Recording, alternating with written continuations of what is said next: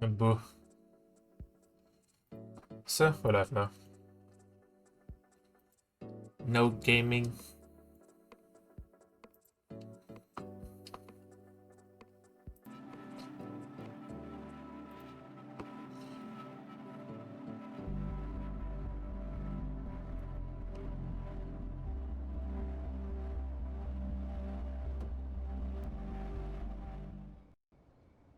Okay, that last tooltip when I just like tapped in again.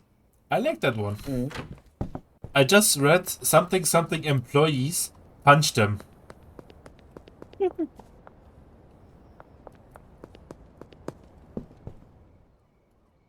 Where'd you go? Oh, I know where you are.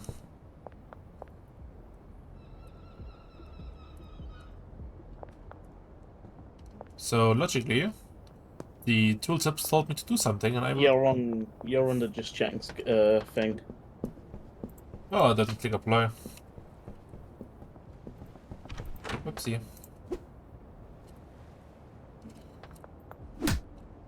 Gee. Hey, the tooltip told me to punch you. Why are you not like putting everything in a corner here and then bag it? And it made more sense to me to just do it outside. Okay. The two big ones are done, by the way. I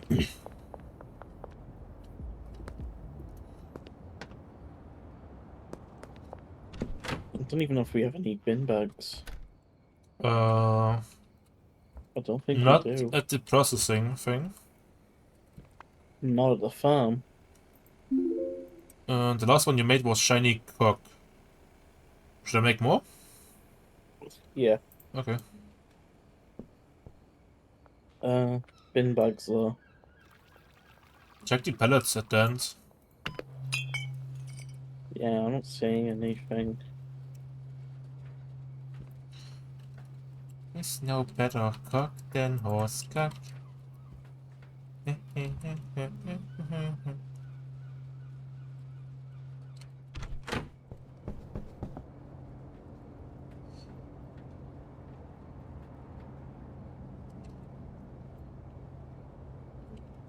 Oh, Benji is done at the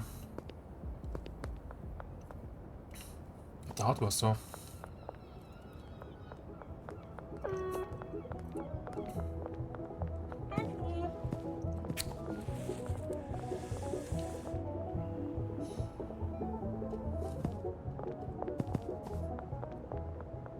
Damn. I wonder who's supplying Benji, because that shit did not take off after a customer just smoked it.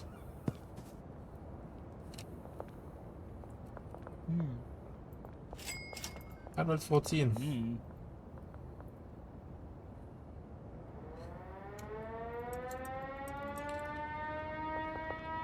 Are you doing what I think you're doing? No. Wait. You gotta burn the evidence. Oh my god, that actually works! I wasn't done! Oh. Oh no, she's still alive. I So. wasn't done. Oh, sorry. It was $21. I know. I'm sorry. I didn't like you threw shit in. I wanted to like. Wanted to burn Bethany. Ah, hi, Pickle. And yeah. Burning evidence.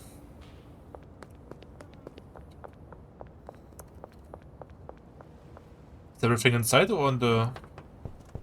Oh, you Yeah, don't. I'm done now. Oh, okay, I'm sorry. Can I even. Time for bed. Can I Venmo you the $21? Sure. You don't even have Venmo. I know. Yeah, what I was about to say, I took the drugs off Benji. Wanna improve them? Because they're all like mid-staged. I didn't think there was anything to improve with them. Fake Crack, Fake Monkey, Ultra Slime, Extreme Rhino. I thought like you used Fake Crack to make Gas Blaster.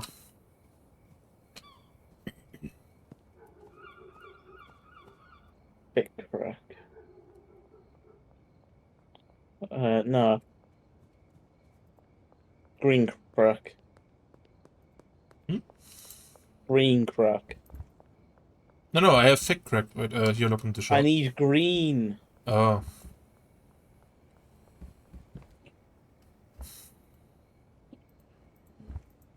No, it's sour diesel mixed with a donut. So it's only like one thing. Mixed strawberry house blaster, it needs dark smegma. To make dark smegma, it needs dark bud. To make dark bud, it needs green crack.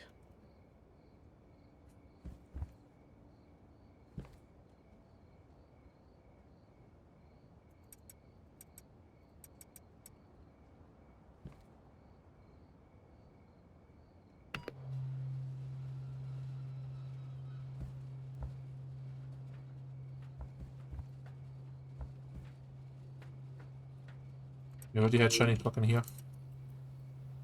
I'm doing good, Pickle. How about you?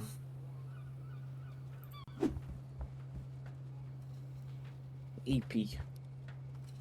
Already? But you didn't do anything. Go bed. Chill, I'm unpacking the drugs.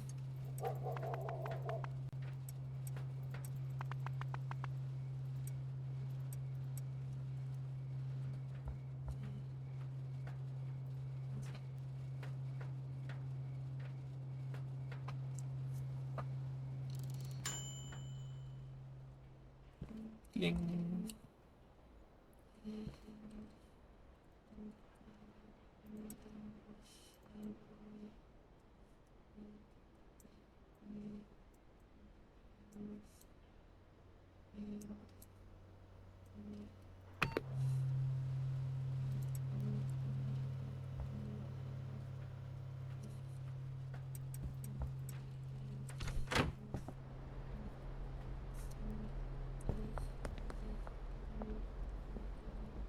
Okay.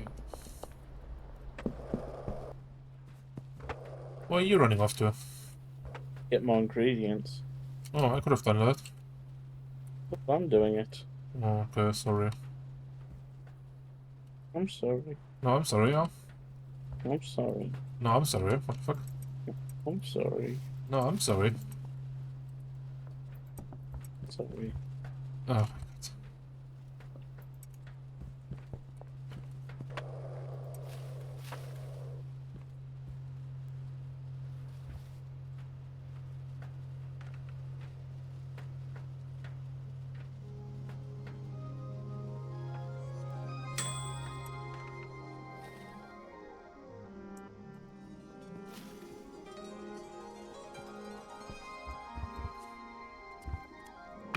I'm already on it, don't worry.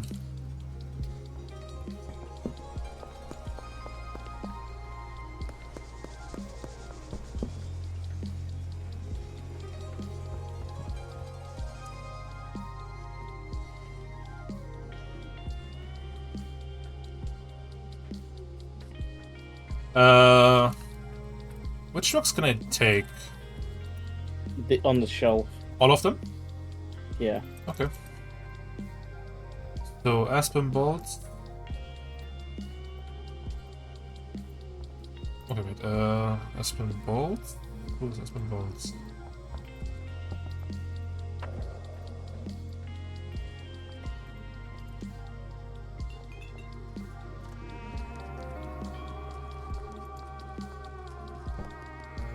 Granary Fuel we have for sale.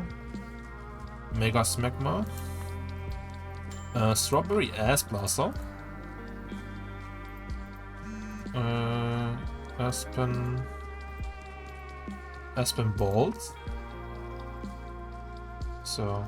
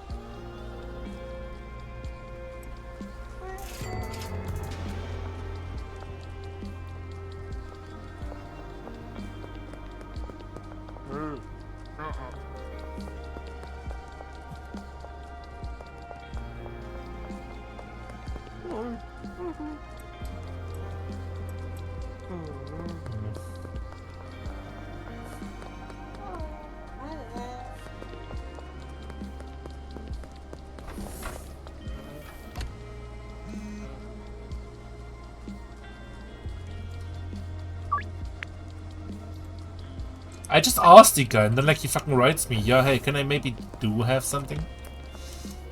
I changed my mind.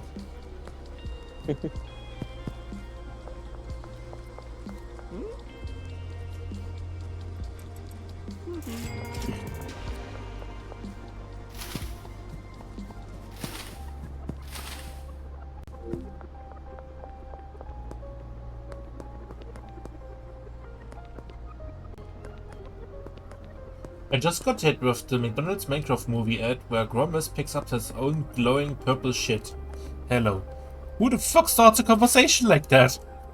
I just started streaming.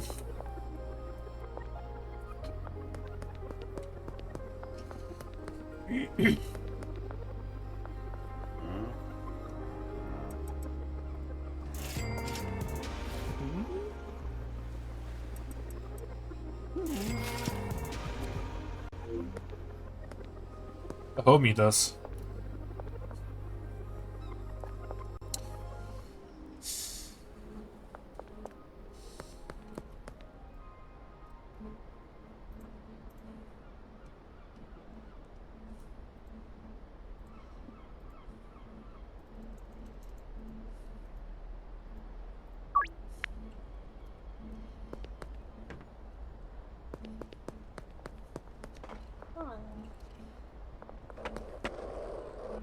What the fuck do you look like? Me?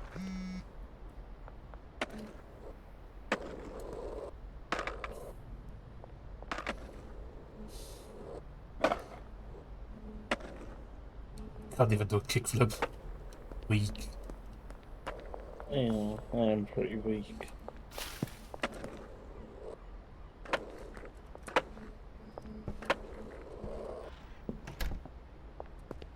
I'm locking you in the motel until like you give me good product I can sell. Strawberry ass blaster? Better. I want Zelda Queef and Zelda Squirt. Or my own house blend, Retard Rehab. I'll see what I can do, sir.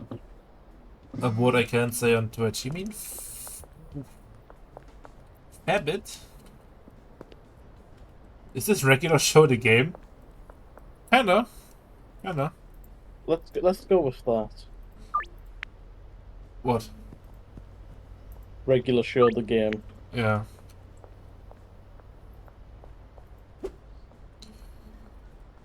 Oh, right, my... Oh, sorry for scamming you. I forgot to get my tits.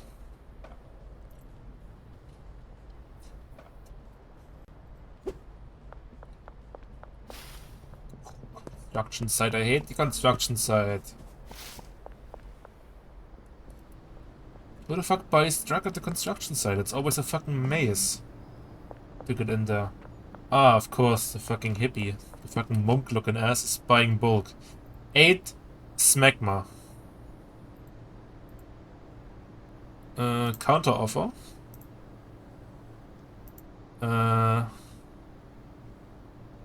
You buy a strawberry ass blaster. 10.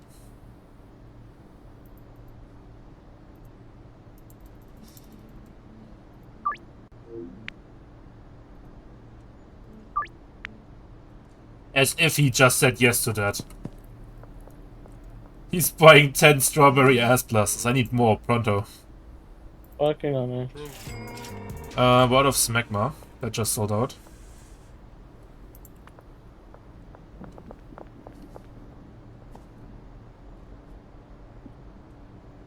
There we go, it's on the shelf.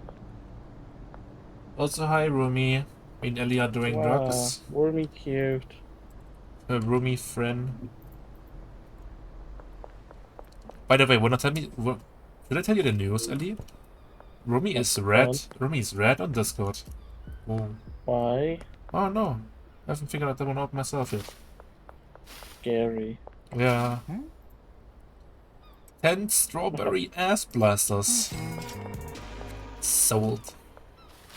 Hope she's okay. I also hope she's okay.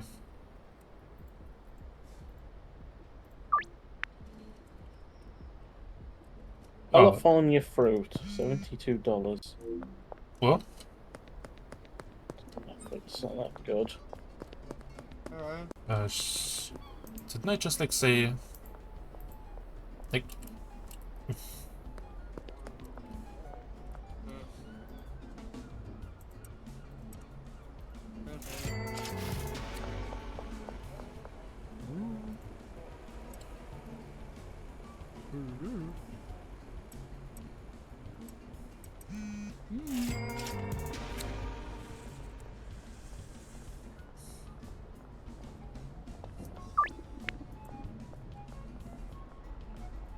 that.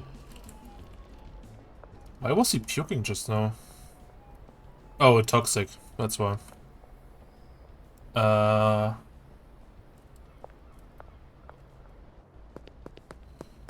Okay, down there.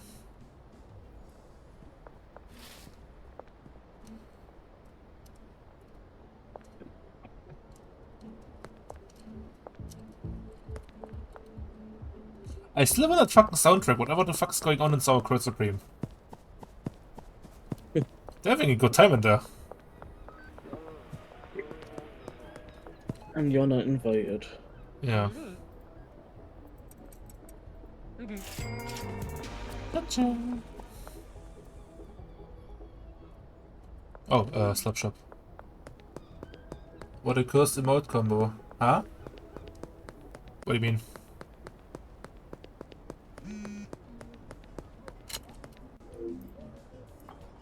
Jerry, I can only give you a free. The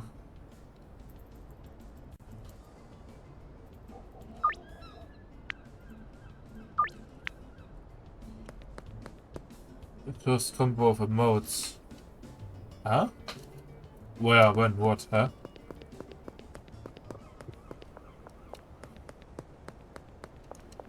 Also, hi, Panda.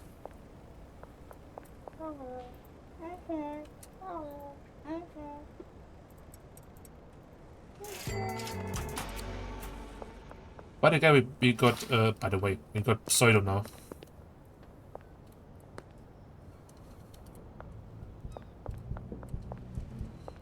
Seven, 6, 5, 3, 2, 1. Okay, I just unlocked Molly. Mm-hmm. Molly! You're a good mule, Molly. Can I take that? You know I can't. Wait, Jerry, where are you?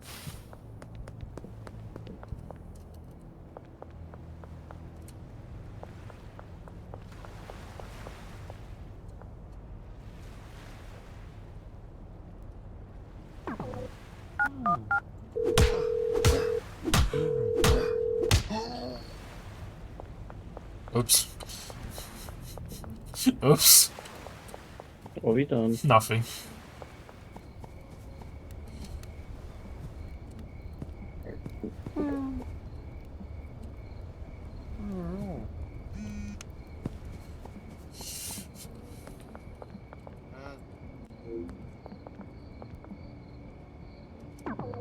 Shit.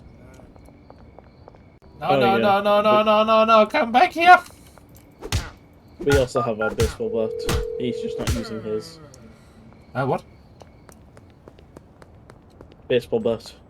Give me yours for a second, please. Oh no, where did I put mine? In the farm.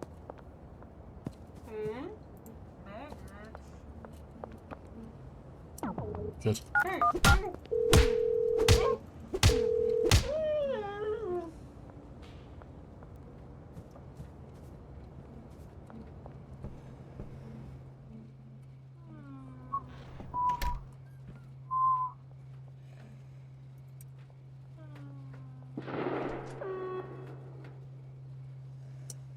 Put myself a bit button.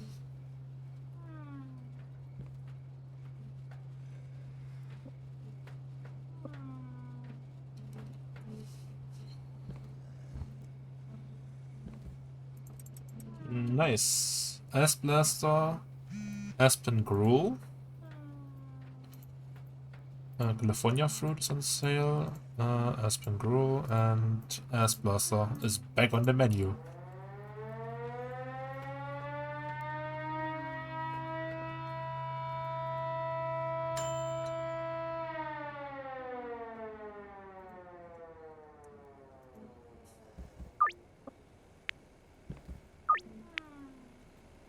Missing 4 Granddaddy Fuel. I need to like get that one off the menu.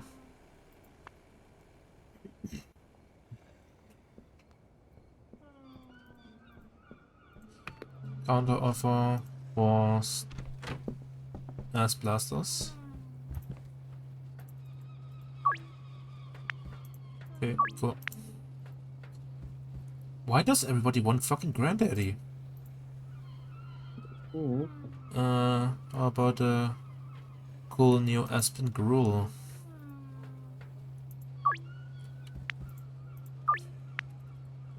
Awesome. Shit! I ran into a fucking patrol while reading chat.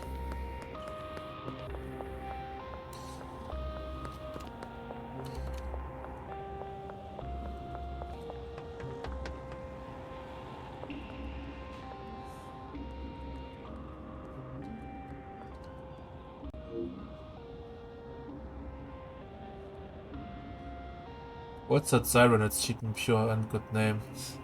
The siren is the curfew. Like, it's illegal to... Ignore the cops outside the motel, please.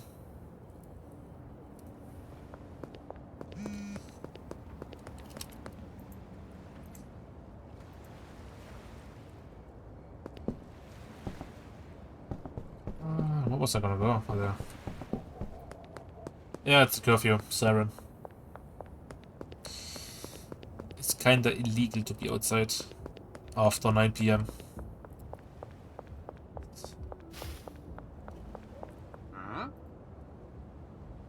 Aspen Grove.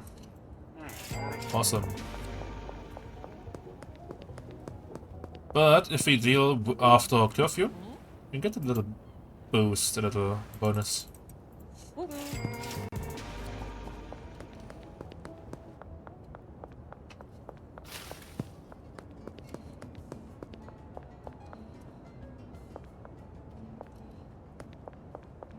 What nation is this based in? California. Panamstam?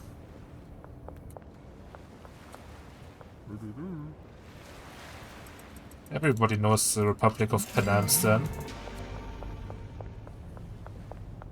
Glory to Peninsula. Hmm?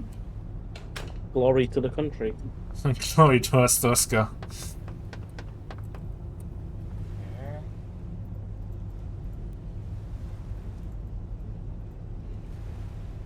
We don't need all that. We don't need employees. I have Ellie.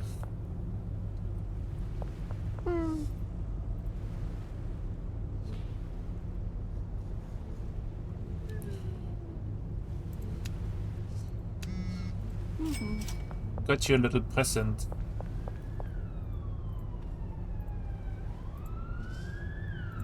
Oh. But first I have to give a ass blaster to Keith. I have to give it to him. He needs it. That little... Where's the money, Wazowski? That little cracky. Okay, a white shirt valued at $100. I should also like start mixing again. That requires banana, which requires extreme, which requires... Sorry again? Not ring. Oh. And that requires...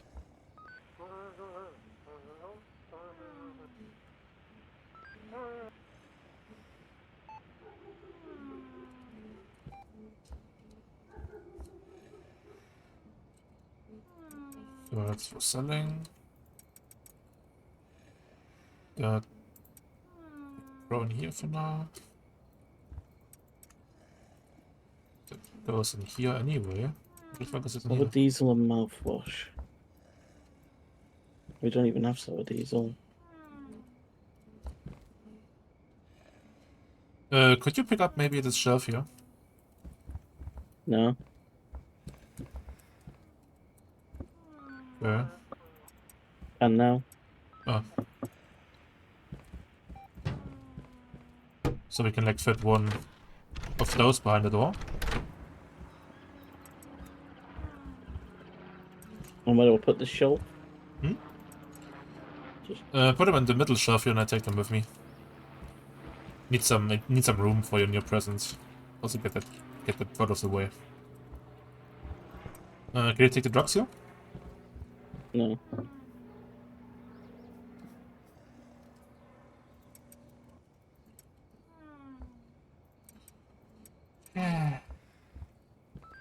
Look what I got you. Oh.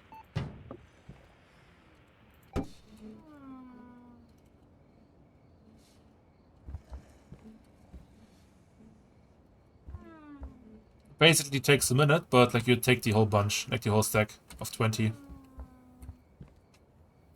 Nice.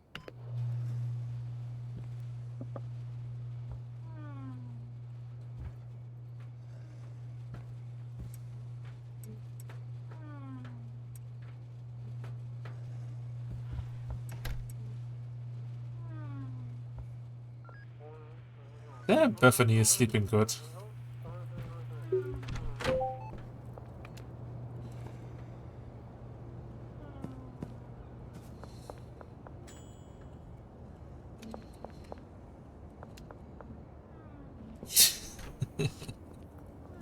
Did you seriously beat up the police officers? They wanted you dead.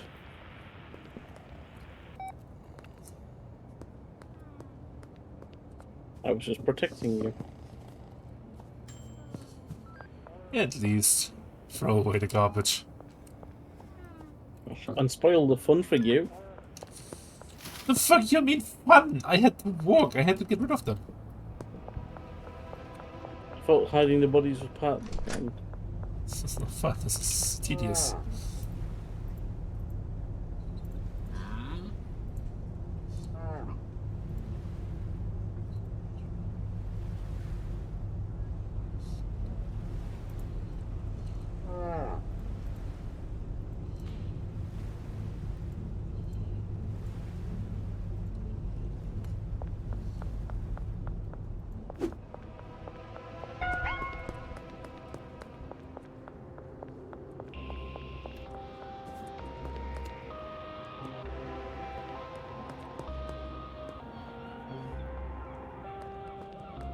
You never take me alive.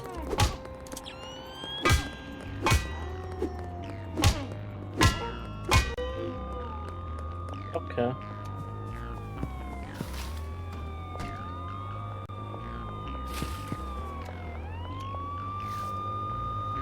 Oh! Okay, I poked the Yanks a bit too much.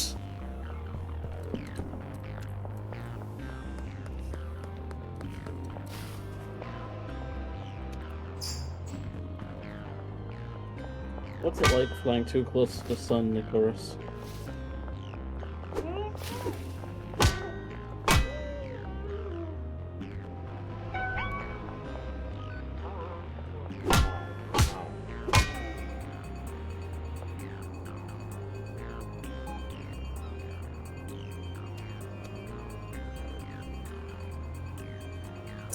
I made a little oopsies, all I'm saying.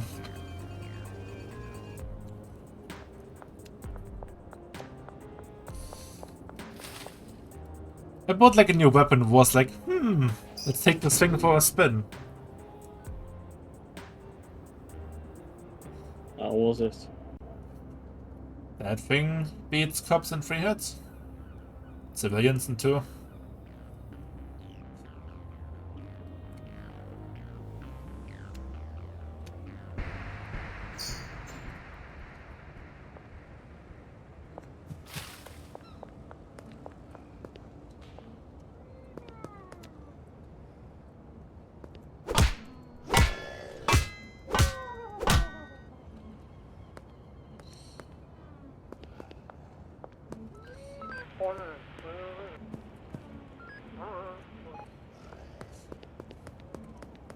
Oh, we can't take the police car.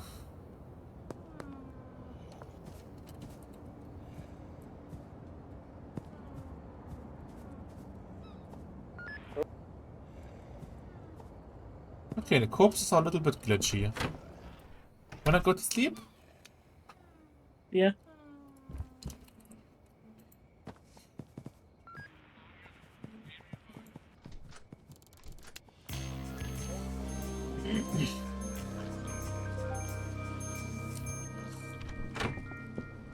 By the way, have you looked at after the plants? Hmm? Okay, I take it as a no. Then, Yeah, I haven't. okay, then you do the mixing, I will take care of the plants, because I also wanna do something. Soggy. Oh, that's so good. You kept all the equipment in here, right? No, you didn't. I've got the watering can on me. Yeah, and I was about to say the electric zippers, the electric snippers. Oh wait, they're here. Okay, I can start harvesting.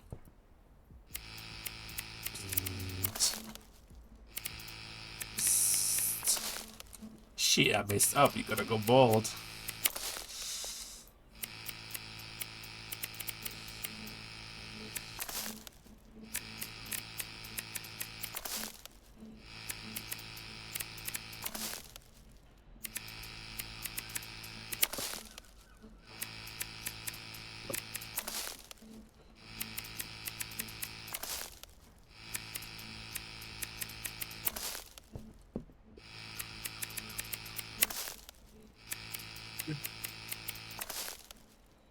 I put the watering can down.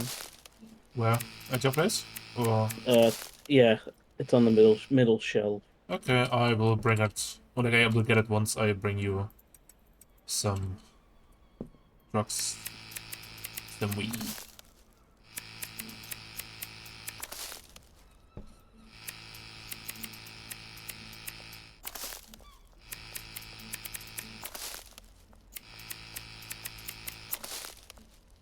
So that should be it. Oh wait, no, here's one.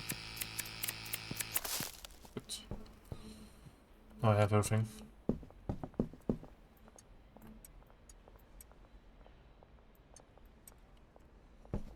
Okay, you have a lot of time to experiment with green crack. So I'm saying.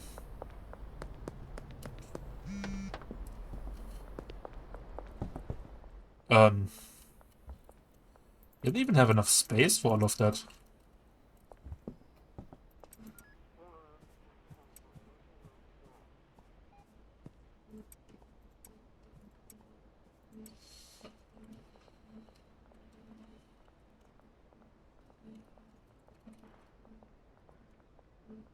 Ellie? Hmm? What are you doing? Harry Diamond. Oh.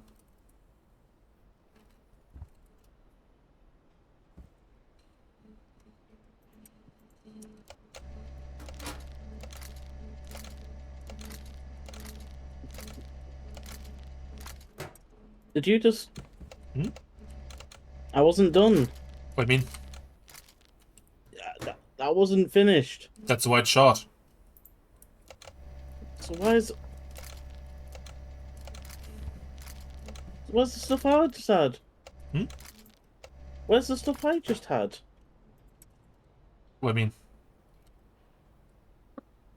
What the fucking drugs I was just making here? I didn't take the wood. I don't have This is I don't have Harry Diamond. this is all G crack. No, I only have OG Kush, White Shard, Fake Monkey, and Fake Crack. I don't have the Diamond something something you had. The Harry Diamond.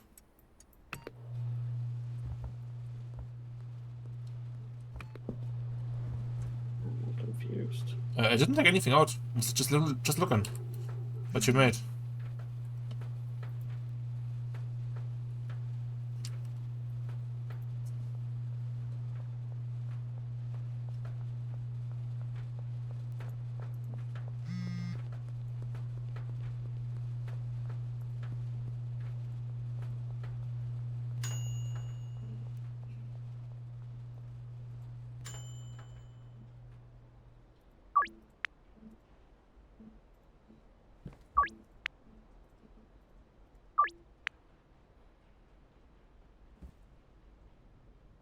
Biocom.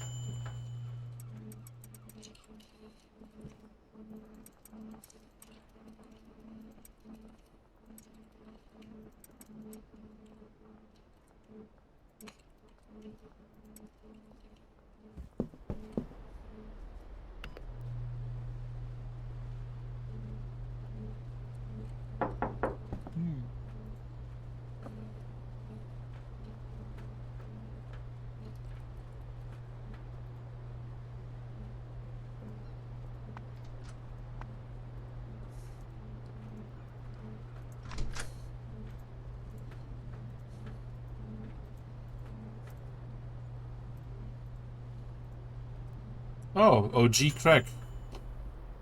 Seeking the product list right now. Pink Ghost with Red Bull.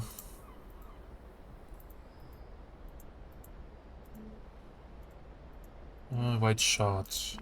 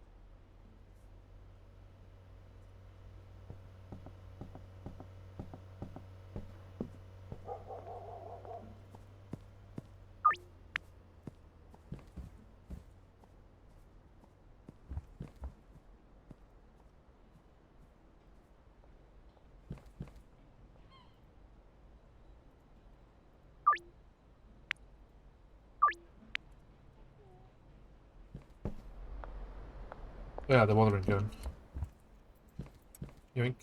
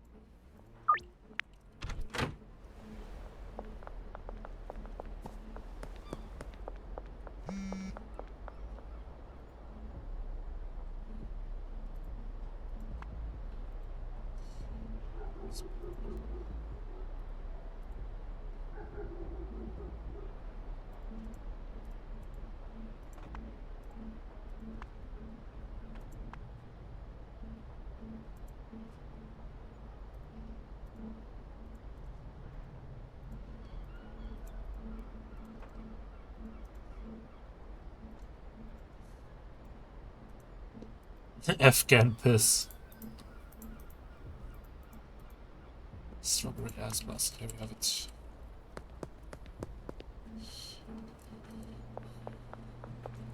Here, your shelf for you, and the rest of the kush. After Greg.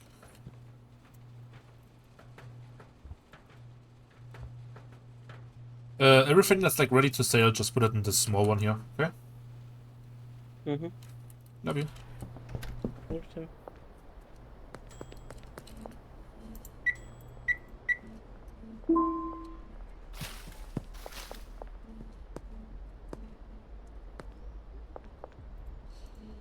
Two Aspen bolts, counter offer.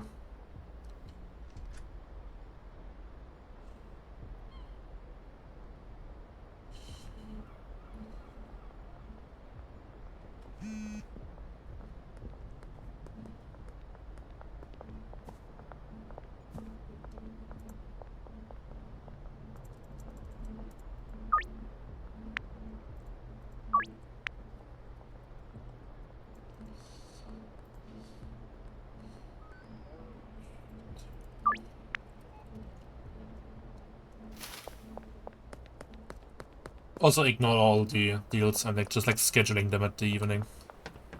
Yeah, I'm seeing that. So I can do other shit until then.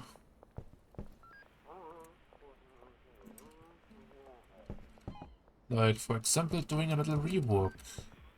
Yeah.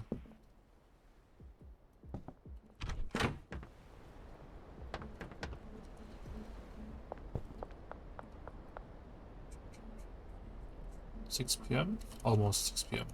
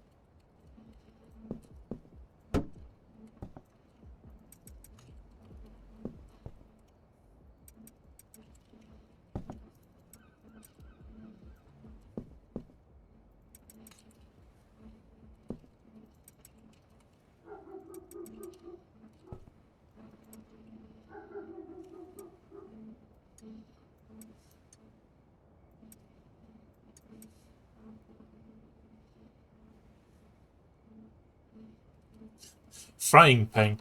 Big old cast iron skillet, great for cooking and beating the shit out of people, but not at the same time.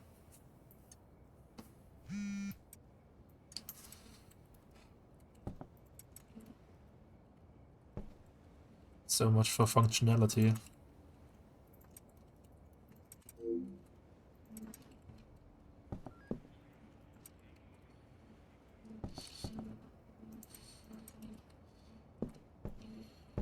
Need a waste thingy. Ouch. What the fuck?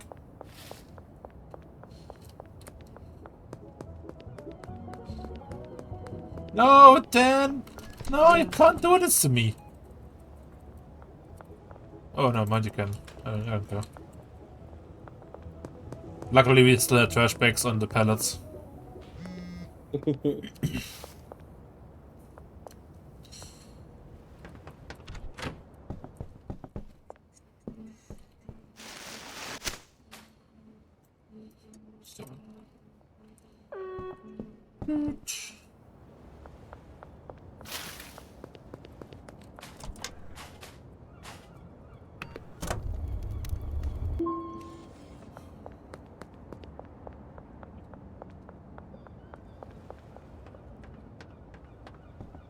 So. Alright, messages. 2 Aspen Grow. Yeah, sure thing. Yeah, whatever you want. I have it. Shit. Nah, whatever. Accidentally scheduled Dean for morning, not for evening. Oh well.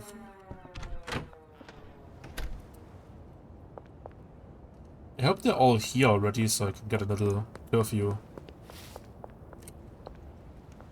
bonus, but I doubt it. Yeah, none of them are here.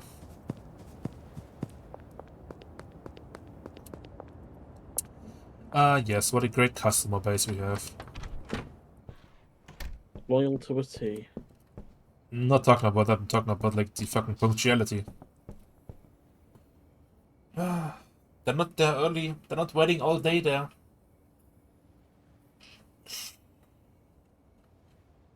They have no dedication for the cause. Like they don't want drugs. Yeah.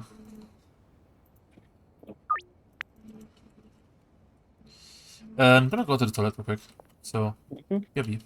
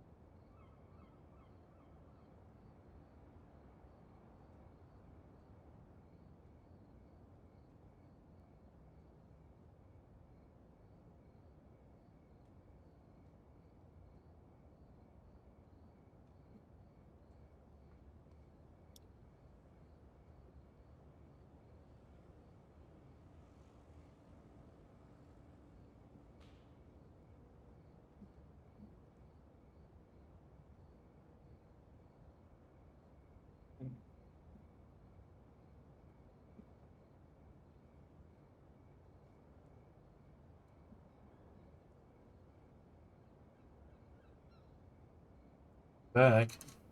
Welcome back. Wanna know something cool? Hmm? Waterboarding in Guantanamo Bay sounds really rad about now. If you don't know Why? what either of those things are. What's rad about it right now? Hmm? What's rad about it? Waterboarding in Guantanamo Bay? You know what waterboarding is, Yeah. right? I know wallboarding is. I You just know never what heard of it. Guantanamo Bay is, right? No. The American black site, basically American concentration camp Hmm. in Cuba, that camp that we was supposed to know about. But everyone knows about. Yeah. At the black site, it's was supposed not to like be known to public, but it was basically where they kept like the maximum, like the high risk prisoners, like the really really bad ones.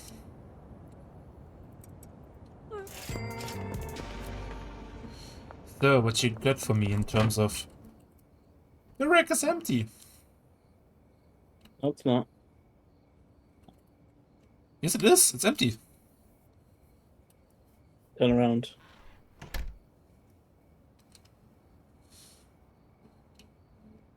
Wedding puke. I think That's actually yes. the most valuable one. How much? Wait. 120. Jesus, make more of that, please. 110 actually. Yeah, well, that's why we upsell it. Ah, okay, I'm gonna change the price to 120.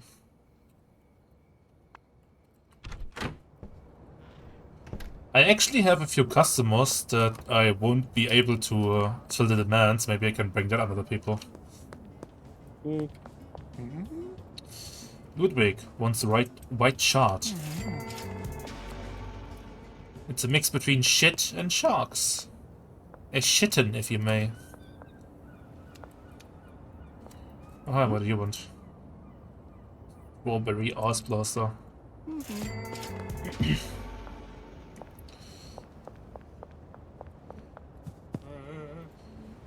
Two Aspen Grow.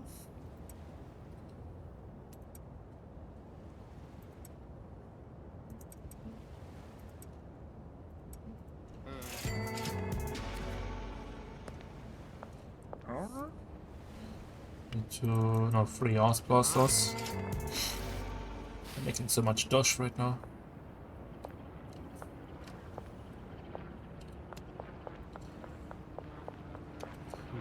Nice, you want Biocom?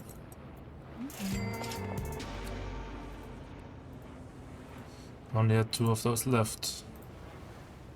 Yes.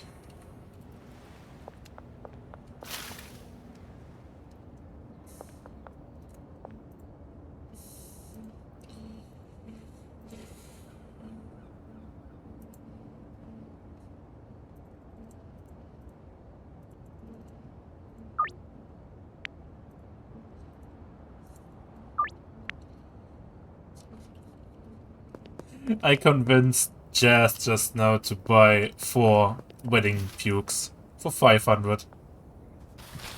I upsold it by a lot. I knew she wouldn't let me down.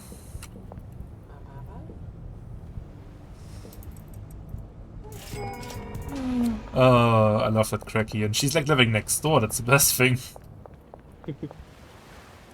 That means the meetup spot ain't so far away. 2 Aspen Growths. Coming right up.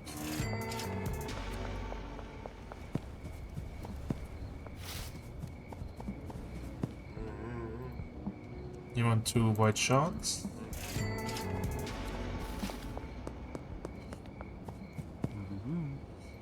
So, you want 3 Ice Blasters? Actually, while I'm also here, I can... Actually, maybe not just yet.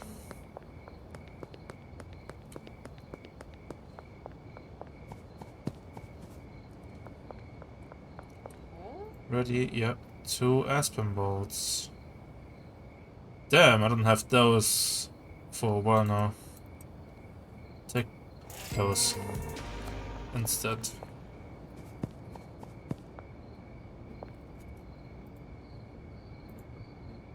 Counter offer. 4 wedding pukes. For 500. Ah, go fuck yourself, Keith. No one likes guys called Keith anyway. Yeah.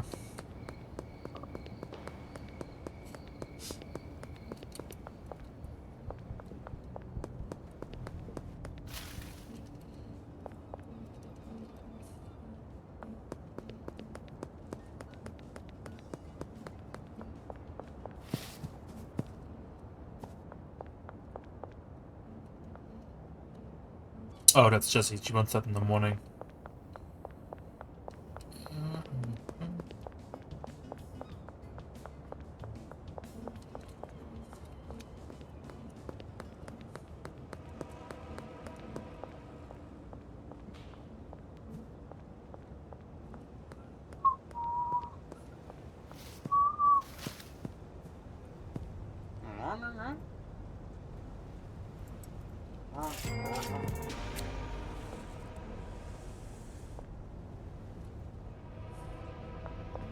This is so stupid. The stealth system is still broken. If I don't see them, they don't see me.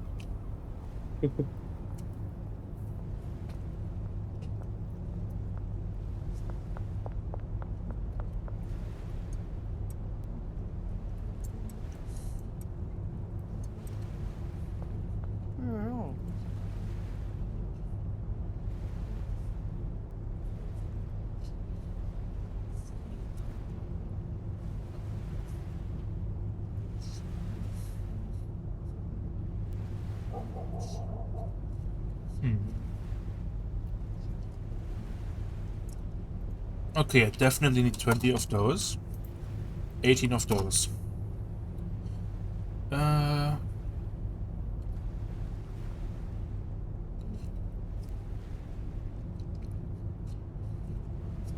Money-wise, can we support 20? No, wait, 18 of those? We can.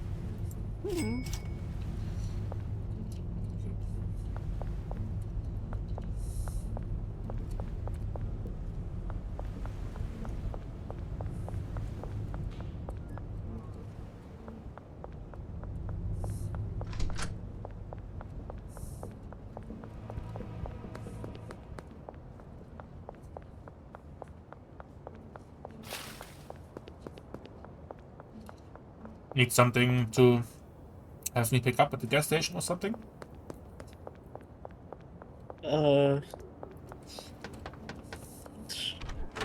Fuck. Sorry, my head's really busy. Oh, good. There's nothing at the gas station now. Was also like a question like, yeah, hey, do you need something I should get? No, there's nothing to get. Ah, would you look at that? Look who's visiting me at our hideout. The crick. Jesse. No, it's Keith. The fucking crick you just said, no, I'm not gonna buy that. That's too crazy. Now he wants something because he has a craving. Oh, I'm gonna rip him off.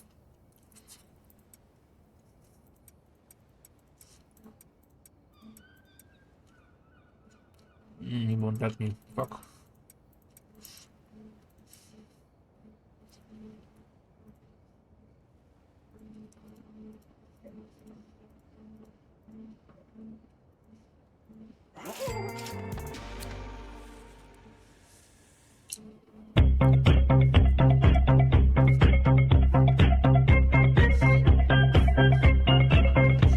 Hey, Kingry. You just saw me rip off a crackhead.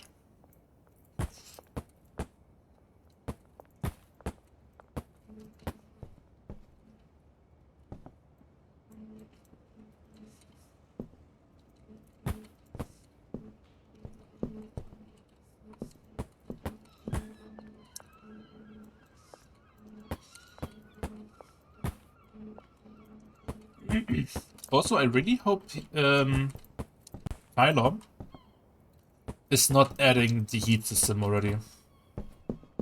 You would be so fucked.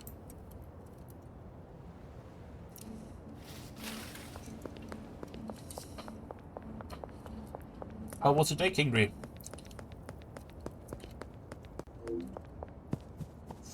I'm doing God's work.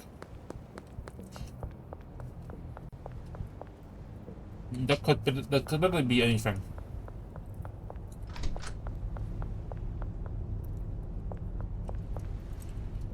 You have to specify a little bit more. Do you have any idea how little that narrows it down? There's many people doing their God's work. And I'm pretty sure you're not talking about terrorism.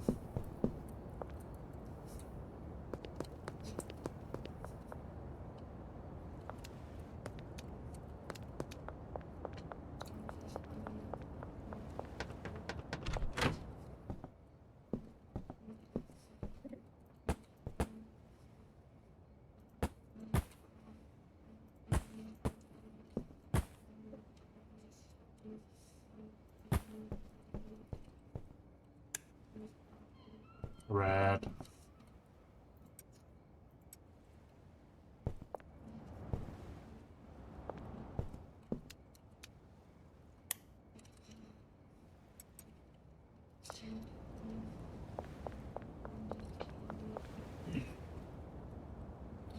Hey Ellie, can I have your attention for a second? Yeah. Ow. Was it that loud? It's pretty loud. So okay.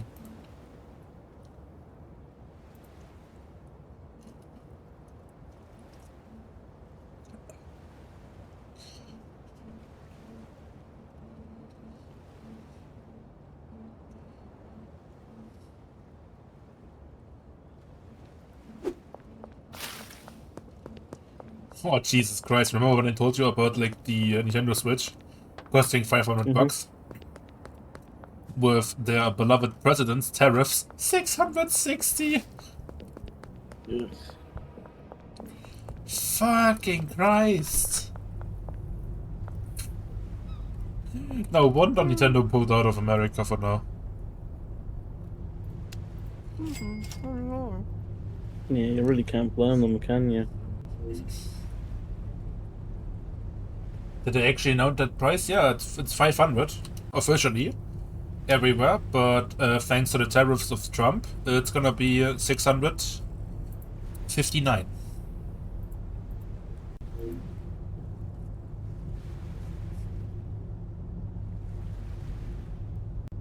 I mean, the new price 659.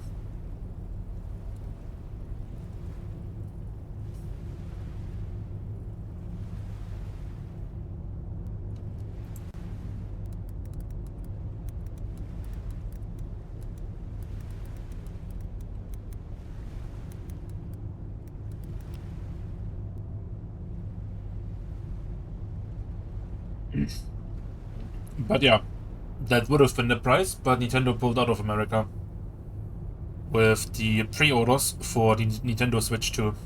So you can't pre-order it anymore in America. Thanks to Trump.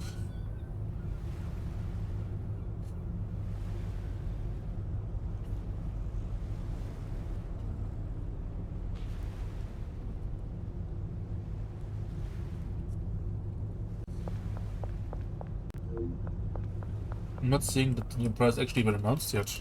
Not?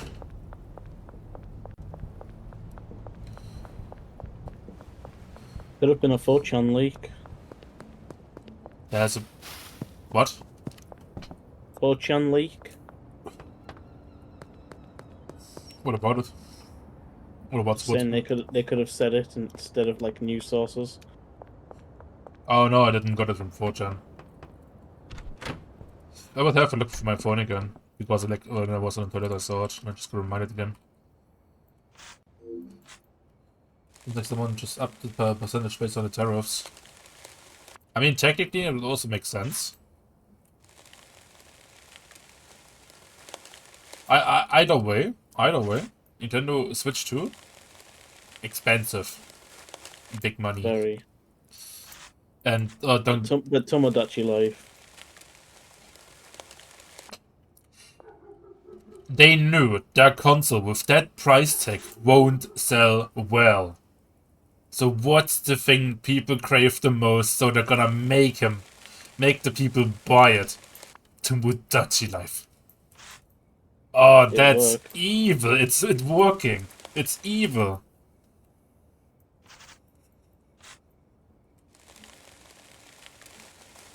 Look, the Switch has been out for like a few years. All this time we haven't gotten like any me stuff, like, you know? Metopia. Any major me stuff, really? Only like many... Nintendo Switch Sports. That's not me's. Those are not No, me's. but you can have you can change to default Mii's. Really? I didn't know that. You just don't get any unlockables for them. Oh, the fuck. Like they And have... all the unlockables are for the new characters. Like they have their thing. They have the me's. Like, why abandoning them? As soon as the 3DS died out.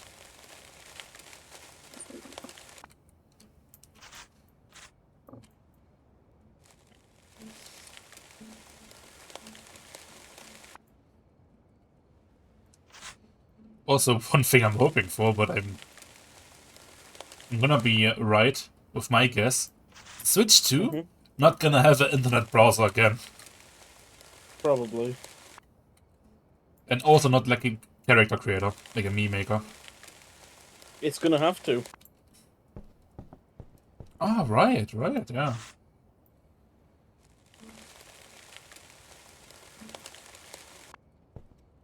What do you say? Should a meme maker have a little bit more features like in Metopia? Or like be literally the one in Metopia, or... I hope so. Yeah, I'm also hoping that we get the meme maker for Metopia. Because they copied a lot of the details from Metopia into the Switch meme maker. I know I like, created some of my friends with the meme maker in Metopia.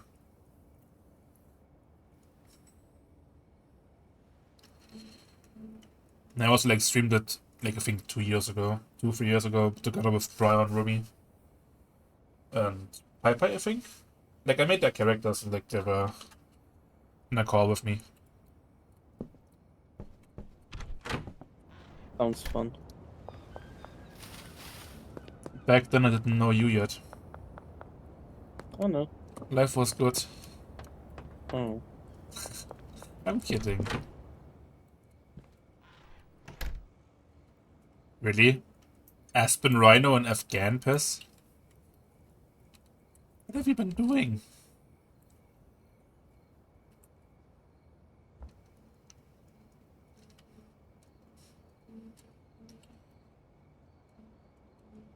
What was the tooltip? If your employees are slacking, hit them?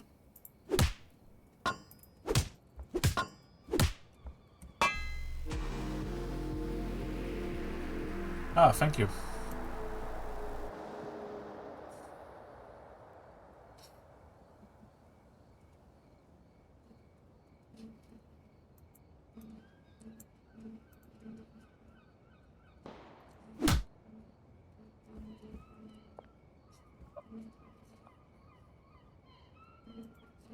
You deserve that last bitch slap.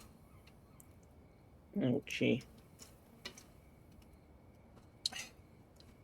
Let's go. I'm really tired. Let's go eat.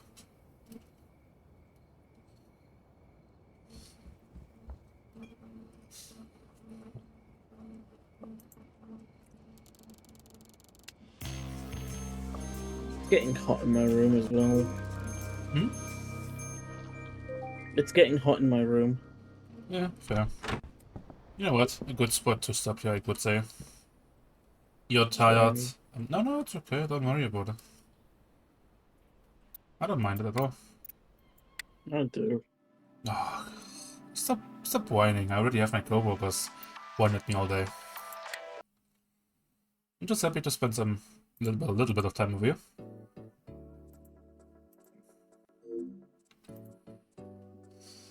question now is, am I gonna play a little bit more, or?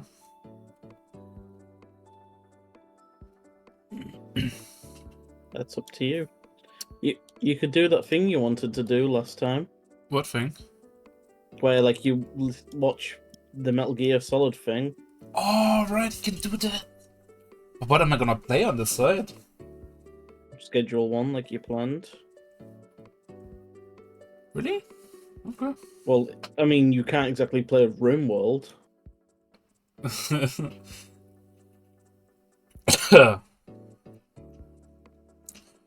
Damn, what a way to ruin the mood. I was just trying to be truthful. Yeah, no, you're right, you're right. It takes an hour to load up, I know.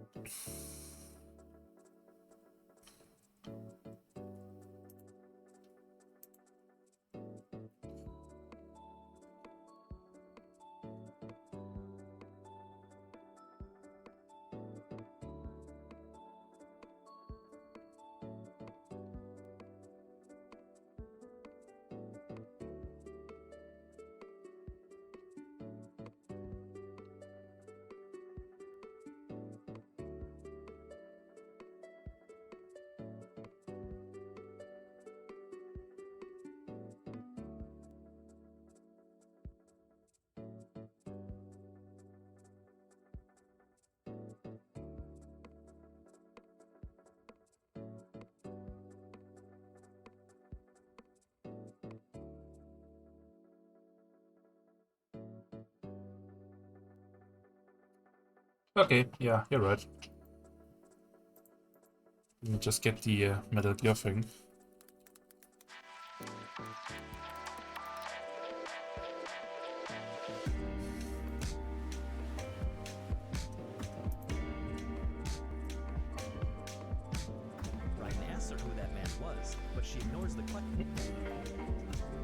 So the video is 6 hours long. That shouldn't be a problem. Yeah.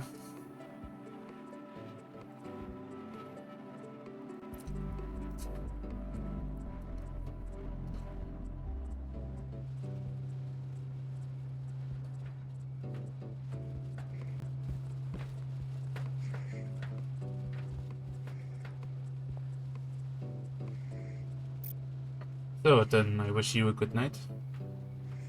Yeah, good night. I love you. Love you too. You can like still watch me if you want to fall asleep too. But it's just me watching you. Good night. Night, night, night. Night night.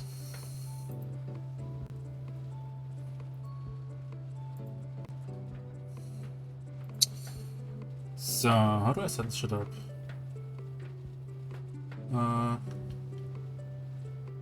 Video.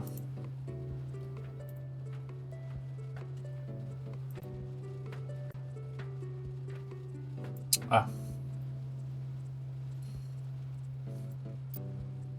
Actually, what corner of gameplay is now used? Guess the bottom left corner.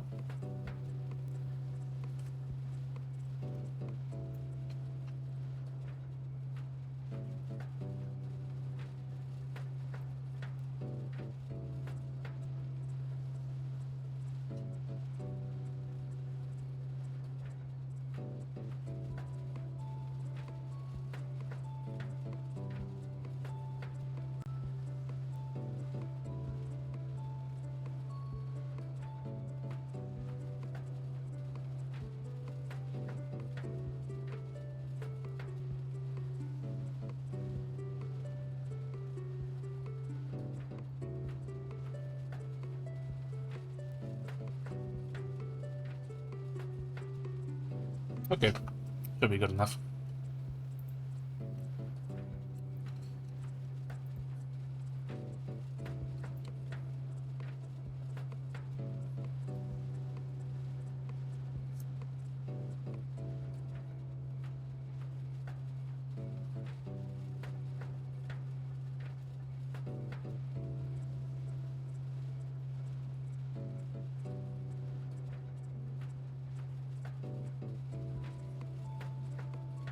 Wait a fucking second.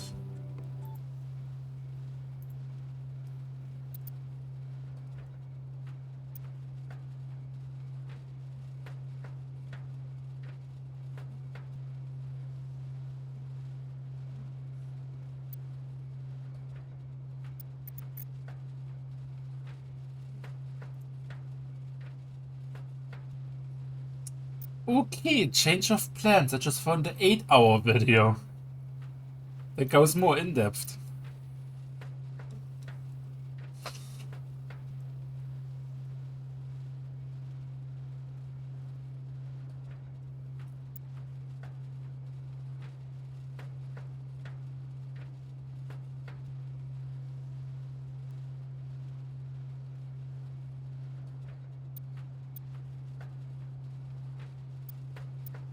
Well, at least that's what I hope. So, okay, let's watch this one instead, I guess.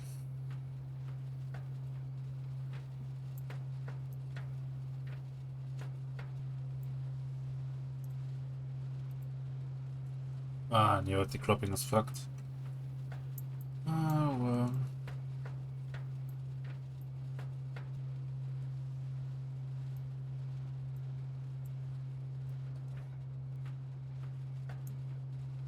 Ah, should be good enough.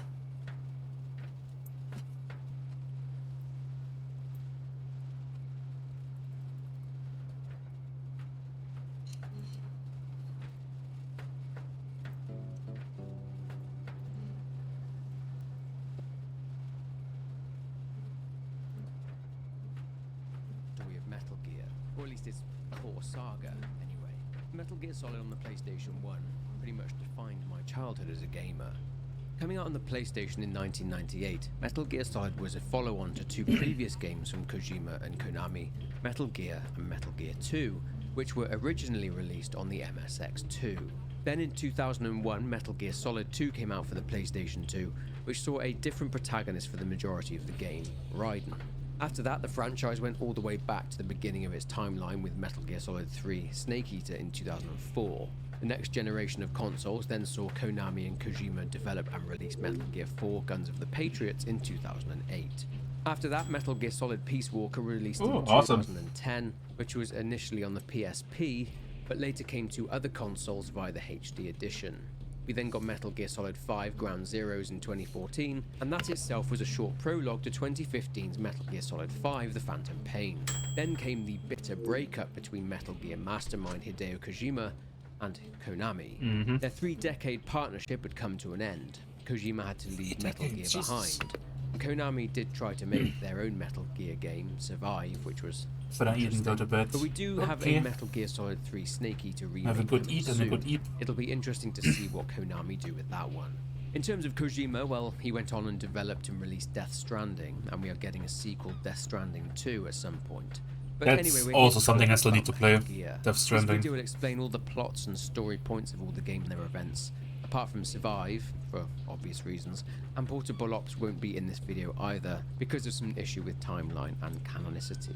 A follow-up video will be coming too at some point explaining the story of Metal Gear Rising, as it's a spin-off. Okay, even though Finally, Portable please be Ops aware was that there not will be canon, I spoilers in think this it's video canon. for the entire Metal Gear franchise, but with that being said, grab a drink and some snacks, and let's begin.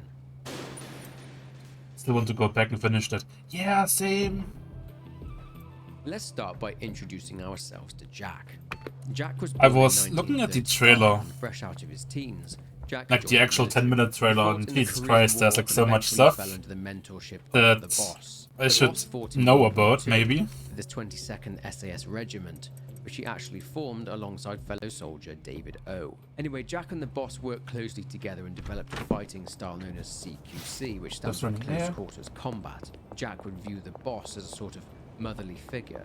In '54, Jack was a test subject and present at the testing of the H-bomb detonation on Bikini Atoll. Most of his friends and Remember colleagues the Alamo. developed cancer and radiation poisoning as a result, but Jack did not. However, Jack did become sterile. He parted ways with the boss in 1959. He served in Vietnam and in the US Special Forces and learned various methods of urban survival. During his years in the Green Berets, Jack would earn many commendations. He would then join the CIA's covert ops unit called Fox, earning himself the codename Naked Snake. And this leads us into the first game in the timeline, Metal Gear Solid 3: Snake Eater. It's 1964, and the USA and the USSR are in the throes of the Cold War.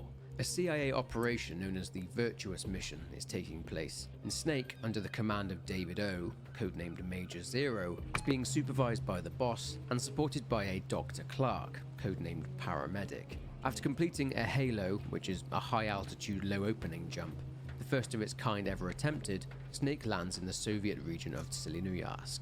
The region itself is crawling with KGB. Snake is there to extract a Soviet scientist named Nikolai Sokolov. 2 years prior, in 1962, the US government had learned that the Soviets had deployed nukes inside of Cuba, but the Soviets ended up withdrawing them 12 days later as part of a deal with the US. The deal was for Sokolov, who had previously defected to the US, to be sent back to his homeland. But the US underestimated the skills that Sokolov had that would be very useful. Avoiding crocodiles and Soviet soldiers, Snake makes it to Sokolov's location, an abandoned factory. He sneaks into the factory and finds Sokolov. He's burning some papers. He mentions a Colonel Volgin of the GRU, which is Russian military intelligence. Volgin is someone who is known to the CIA as Thunderbolt. Now, it's important to know that sometime before this, Volgin had learned of something called the Philosopher's Legacy. The legacy was something that was held by a secret society known as the Philosophers, who themselves used to be called the Wise Men's Committee up until World War II. The legacy itself is a secret fund to, well, fund illegal activities. It was a fund made up from the money of powerful people all over the world, including China, the Soviets, and the US, and was collected during World War II. At the time Operation Snake Eater takes place, it was thought to have been worth around $100 billion. Volgin's father was actually the man who was in charge of managing the Philosopher's Legacy. During World War II, the Philosophers lost track of these funds due to the chaos of the war, so Volgin Sr. took them for the Soviets and laundered the money through various banks around the world, with the transactions being stored on a microfilm. And Volgin Jr. found the microfilm and inherited the funds illegally. It's not exactly clear what the current status of the Philosophers is at this point, but at some point Volgin had learned of the Philosopher's Legacy through the microfilm, and of course, he learned about the huge amounts of funds. He used these funds to construct a massive fortress in the mountains of Tselinoyarsk, and called the fortress Groznygrad, which means terrible fortress. He also used the funds to bankroll the development of weapons and tanks, and he also converted an abandoned prison into a weapons design facility, hiring a Soviet weapons scientist named Alexander Granin. Now, this part is crucial. Granin was hired to bring life to Volgin's designs for some sort of walking tank. However, Granin struggled to bring this to fruition, so after Volgin learned of the development of a weapon named the Shagohod, he wanted that instead. Since the Cuban Missile Crisis in '62, First Secretary of the Communist Party of the Soviet Union, Nikita Khrushchev, had been trying to pursue a peaceful policy of coexistence with the West. Naturally, certain sections of the Russian military were not happy with this policy, but despite this, Khrushchev had managed to suppress any opposition. However, failures of other policies, along with the assassination of JFK, his biggest partner, had seen his tenure come under threat. One particular group, the Brezhnev faction, are using the opportunity of Khrushchev's waning influence to take power and are planning to overthrow him. Volgin himself is the mastermind of this plot. As I've mentioned, the reason Volgin is there in Tselinoyarsk is for a weapon, a tank known as the Shagohod, a nuclear-armed tank, and it's a weapon that could effectively end the Cold War. Sokolov had been developing it under the orders of Khrushchev and had become terrified about the potential of this weapon and its uses, to be able to launch an IRBM into the United States of America, and that is why he is seeking to defect to the US again. Volgin wants the weapon, and Sokolov, hence why the soldiers outside are so plentiful, to prevent Volgin from taking Sokolov. That gives us some context. Now back to the story again. Sokolov compliments Snake on his Russian, to which he responds that he learnt from the boss. A call with Major Zero sees him state that they've lost contact with the boss. Nonetheless, Snake is to escort Sokolov to the rendezvous point. Someone is there with them though. They end up surrounded and someone else shows up. One of the soldiers identifies him as being the commander of the Ocelot unit of the Spetsnaz. He's GRU and his name is Major Ocelot, and he's there to capture Sokolov. A face-off occurs, and Ocelot takes out all of the soldiers, showcasing some very good shooting. Ocelot calls for his men and they surround Snake and Sokolov.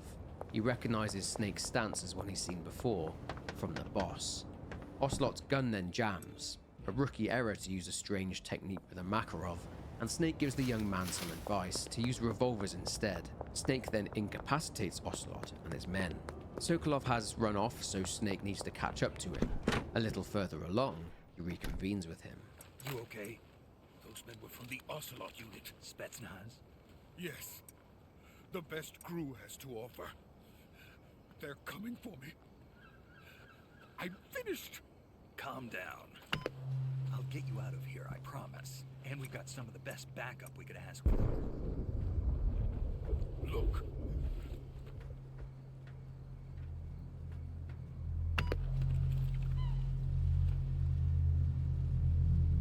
That's what they were making you build.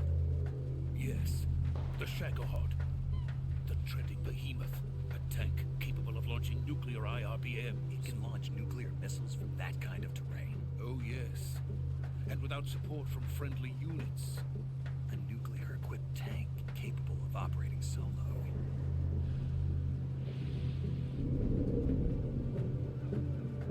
Is that thing finished? No, this is only the end of Phase 1. It won't be truly finished until we complete Phase 2. Phase 2. The weapon's true form.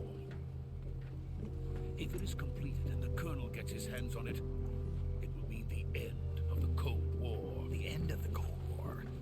Yes. And then the Age of Fear will truly begin. World War. I had no choice but to cooperate. I didn't want to die. I wanted to see my wife and child again in America. Please, take me to America, quickly.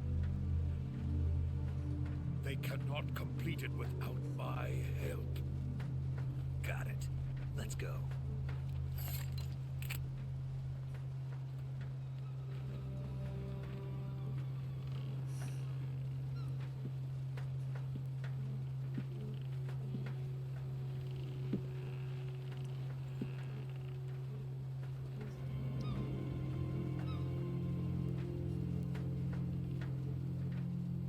Boss?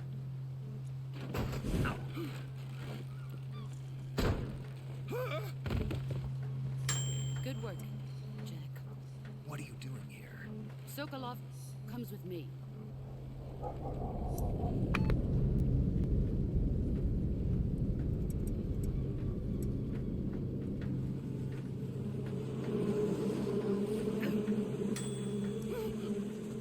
Hornets?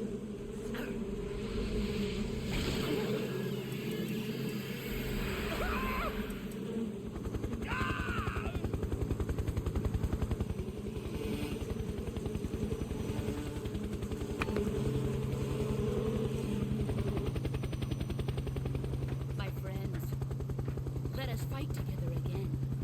I have waited long for this day.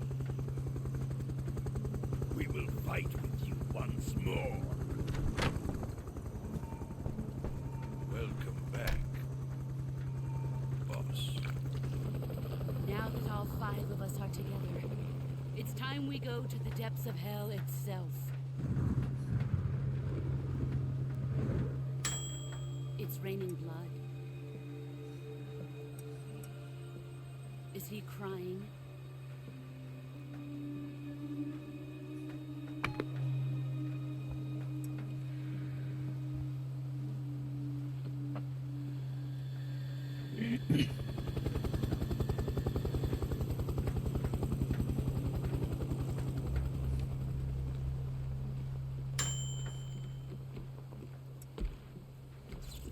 Kuwabara, Kuwabara.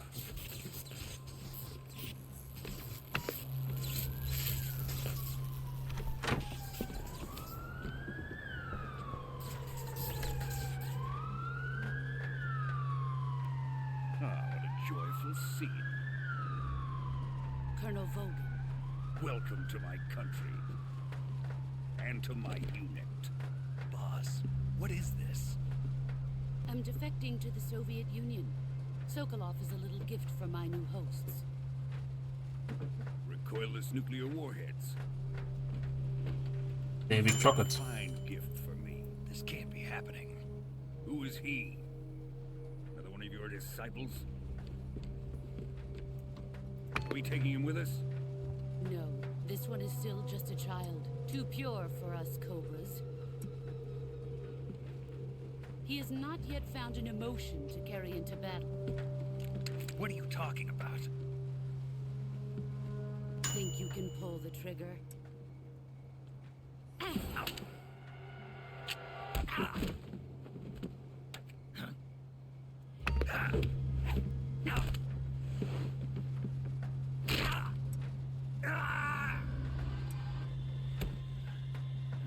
He's seen my face.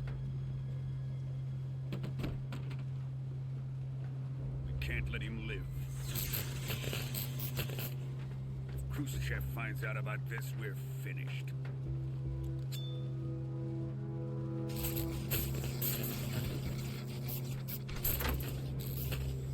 He must die.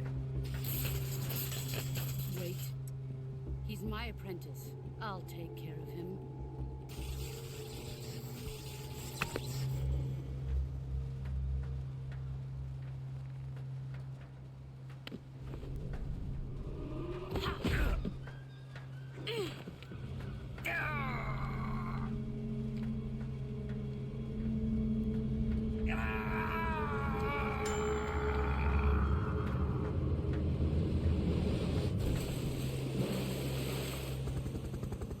The new blood has been rejected.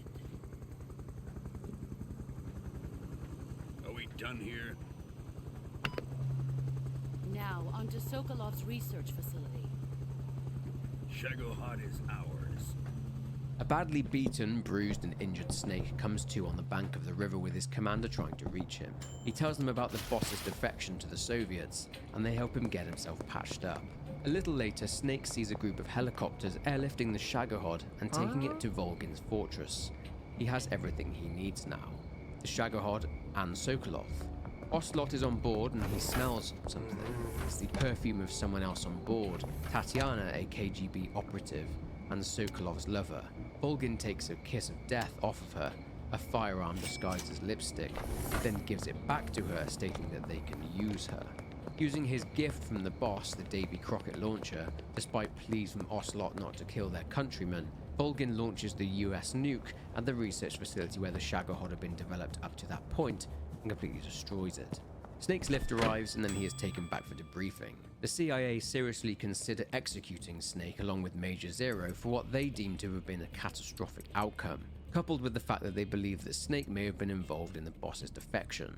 With the Soviets wanting full assurances that the nuclear bomb directed at their research facility was not fired by the US, since the aircraft and the nuke being fired from it was a US nuke, Snake would be sent back in to eliminate the boss. The stakes are higher this time, as if Snake is unable to eliminate the boss, then he and Zero will both be killed. But while Snake is on his way back into Selenoyarsk, let's cover a bit of background on the boss.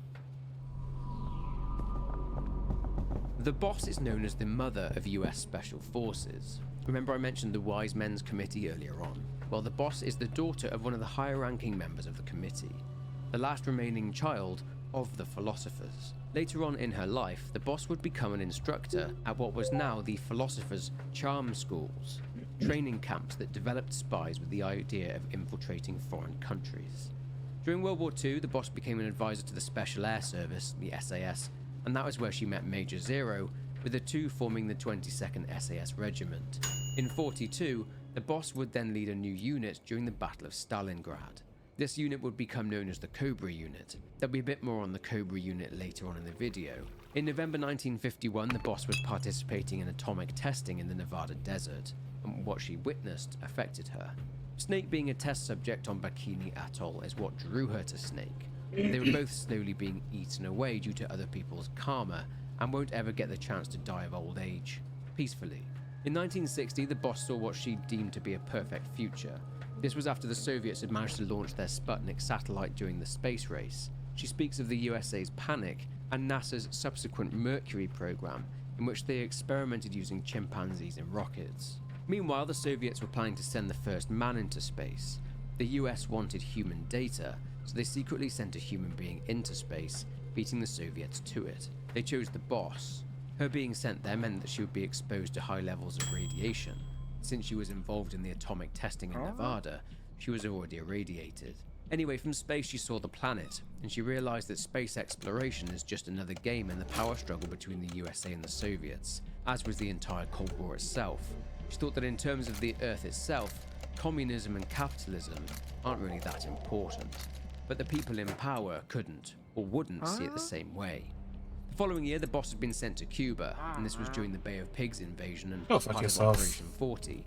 The boss saw the Let's US spend all this time government to betray make the this and Cuban then, like, you exiles by refusing to fail send air me. support, meaning that the Cuban Oh, exiles fuck. were obliterated, and she could only watch it happen. This made her question why the country she'd sacrificed so much for would betray her, so she went underground. But that's enough about the boss's background for now. Let's get back into the story.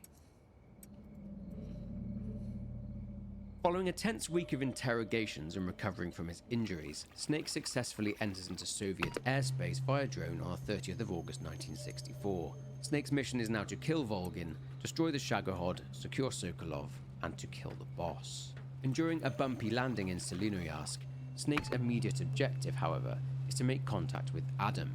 Adam being one of two former codebreakers for the National Security Agency who both defected to the Soviets in 1960. Sneaking through the jungle, Snake comes across a horse. He is then surprised by the boss, who comments that death wasn't ready for him yet. She easily disarms Snake, kicks his ass, destroys his weapon and the drone, and tells him to go home, mentioning that the border is 16 miles south of there. Before she leaves, she tells Snake that she didn't defect, but that she's simply loyal to her purpose, to the end, and that he, Snake, needs to decide whether he's loyal to his country, or to her, his mentor. Given that the smoke from the destroyed drone will attract scouting parties looking for an intruder, Snake pushes on and makes it to the rendezvous, the same place he previously met Sokolov, and to his surprise, Adam is not there. Remember I mentioned there were two codebreakers that defected? Well, this is the other one, Eva. Eva says that she's the replacement for Adam. She takes out some soldiers and gives Snake a replacement weapon and a scientist's disguise, which will help Snake gain access to the lab where Sokolov is being held. After giving him directions, Eva tells Snake that he should get some sleep, and he does so. While he's sleeping, Eva is outside, being shifty. When Snake awakens, he discovers that the building he's in is surrounded by Ocelot's GRU unit. Eva escapes while Snake stays and dispatches the entire unit. Hearing gunshots, he investigates and finds Ocelot holding Eva at gunpoint. He notices her perfume. Ocelot, who took Snake's previous advice and got hold of a single-action army revolver, commits another rookie error and has miscounted his shots. So Eva attacks Ocelot and she vanishes into the jungle on her bike, saying she needs to get back before he does. Snake then sets off for the lab. On the way, he encounters Ocelot again and a tense standoff occurs. After he shows off a bit, Ocelot battles Snake. The young soldier is no match for Snake though and is easily and swiftly defeated. Snake is then attacked by a swarm of hornets, as are Ocelot and his men. Ocelot runs off and Snake, desperate to escape the hornets, jumps down into a chasm, and he ends up in a dark cave. It's about time we look at who the Cobra unit are. So remember earlier on in the section discussing the boss, that she was involved during World War II, I mentioned that she led a unit called the Cobra unit. This unit was created by the philosophers to help combat the Axis powers of Nazi Germany, Italy and Japan. They would be used during the war for the most horrific operations, top secret operations that no one could ever find out about. Due to this, the Cobra unit members would carry a hidden microbomb on them, which would destroy their body if they were ever compromised and would also be detonated upon death. Truth is that, as we saw earlier, the members of the Cobra unit are special. They have certain powers. This is because they are superhuman soldiers that were created as a result of the philosophers and their experiments with parasite therapy. There were 7 members. Well, there still are, kind of, but let me explain. Back in the war, the boss, whose Cobra name was the Joy, and another member called the Sorrow were in a relationship. They had conceived a child. During a rather intense battle, the boss was distracted by her pregnancy and got shot, and she entered a 3-day coma. She recovered, and whilst heavily pregnant in another battle, she got shot again, and then went into labor right there on the battlefield. The baby had to be delivered quickly, so she was cut open, which resulted in a large scar on her torso. The child was then taken away by the philosophers, and that child was Ocelot.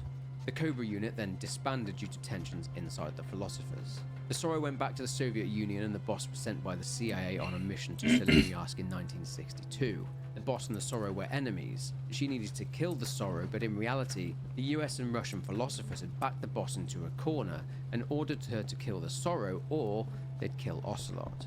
The Sorrow actually gave up his life willingly so that the boss could live on, and to protect the child. The Cobras were then reconvened by the boss upon a defection, and this leads us back into the events of the game. Continuing through the cave, Snake is confronted by one of the Cobras, the Pain, who Snake had previously seen on the helicopter a week earlier. The parasites that the philosophers used on him gave him the ability to control insects through his body secreting pheromones. As well as this, he was unable to feel pain due to his body also releasing high levels of adrenaline. He calls the Cobras the sons of the boss. The Pain throws everything he can at Snake, but again, Snake easily overpowers the Pain and takes him down. He falls to the ground, dies, and as mentioned before, his microbomb detonates, destroying his body. Leaving the cave, Snake continues on towards the lab and has to avoid various surveillance drones. Arriving at the exterior of some warehouse, which looks like a loading dock, the woman from the chopper, Tatiana, is there with Volgin, as is Sokolov. Sokolov says that he won't go anywhere with them, so Volgin electrocutes Tatiana in order to force Sokolov to obey. Ocelot shows up too and calls Sokolov a traitor. He torments him by placing a single bullet in one of 3 revolvers and juggles them, pulling the triggers and causing Sokolov to wet himself. The boss turns up as well and reprimands Ocelot. They take Sokolov away, and the boss informs Volgin that Snake killed the Pain. He's furious. Another member of the Cobra unit, the End, is wheeled in. He's an extremely old sniper who some even call the father of sniping. When I say old, I mean like over 100 years old, hence why he's basically immobile. Another Cobra appears out of nowhere, and the boss tells this one, the Fear, that she's leaving Snake to him. He runs across the water and leaves. Volgin speaks to Tatiana and indicates that her job is now to entertain him, and they leave. Snake momentarily spots a phantom behind the boss, the Sorrow. The boss then leaves. If Snake is really quick, he can take the End out straight away, but for the sake of story, and although it's fun, we'll just say that he let the old guy go. With the dock clear, Snake heads through the warehouses. He eventually reaches the exterior of the labs. Sneaking past or taking out any guards that are patrolling, he enters the building. Stealthily making his way through, Snake enters an office. Inside is a man who introduces himself as the self-proclaimed best weapons scientist in the Soviet Union, and that thanks to his efforts, the Soviets were able to stamp out the Nazis. This is Alexander Granin, the scientist Volgin had brought in to design him a walking tank.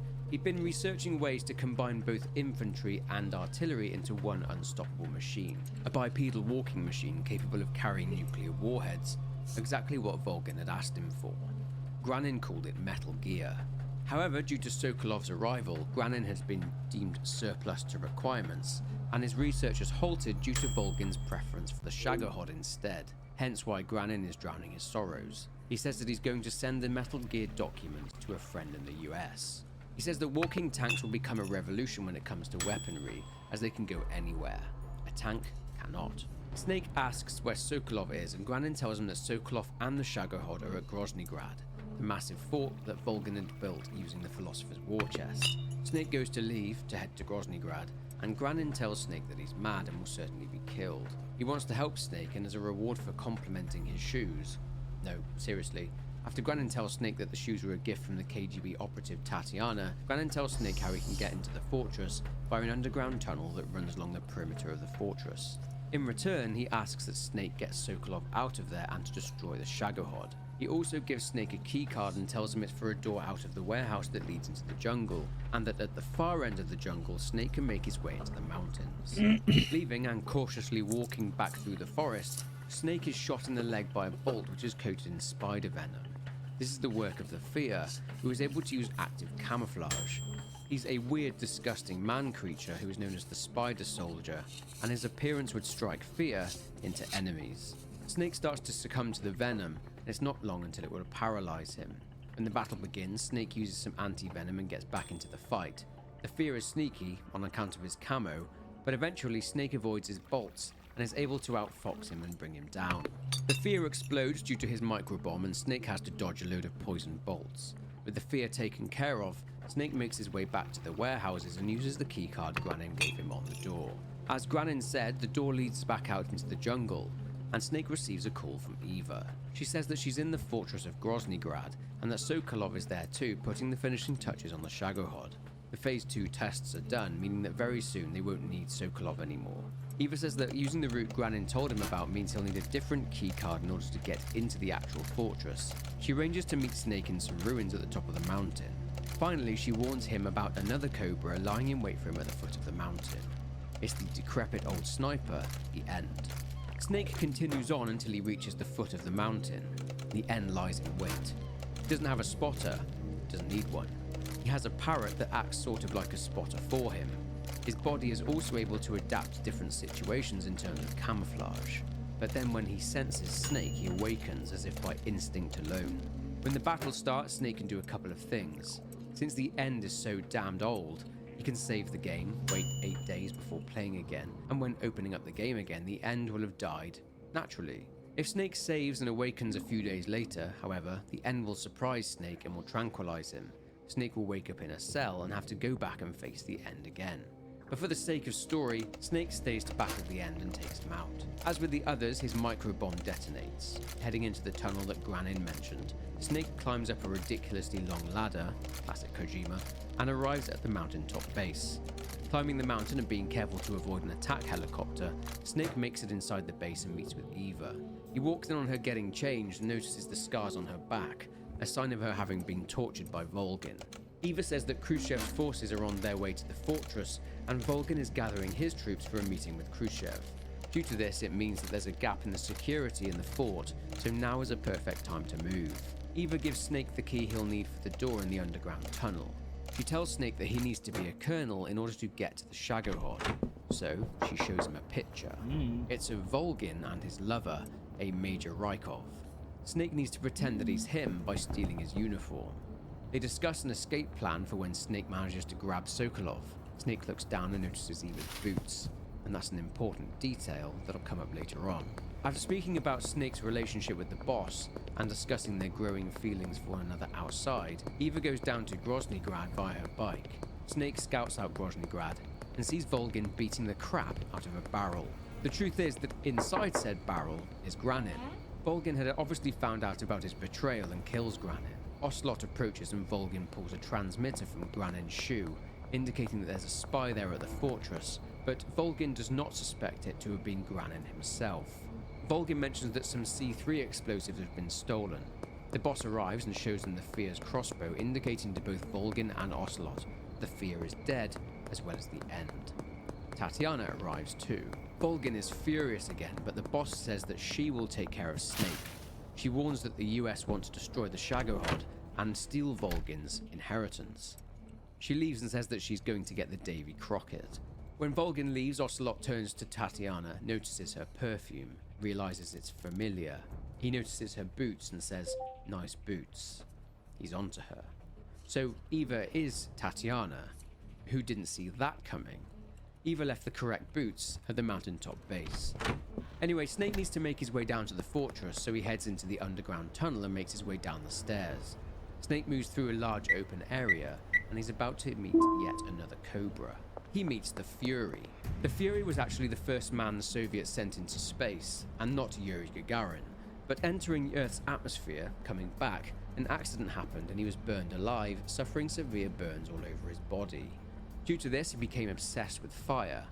Oh, and he developed a burning hatred towards the world in general, so that's always good. Wearing a spacesuit and wielding a flamethrower, the Fury tells Snake that he'll feel the scorching pain of being burned alive. As he did with the other Cobra members, Snake takes the Fury down. He mentions the boss before he dies, saying that the Cobras are done and that she needs to live on.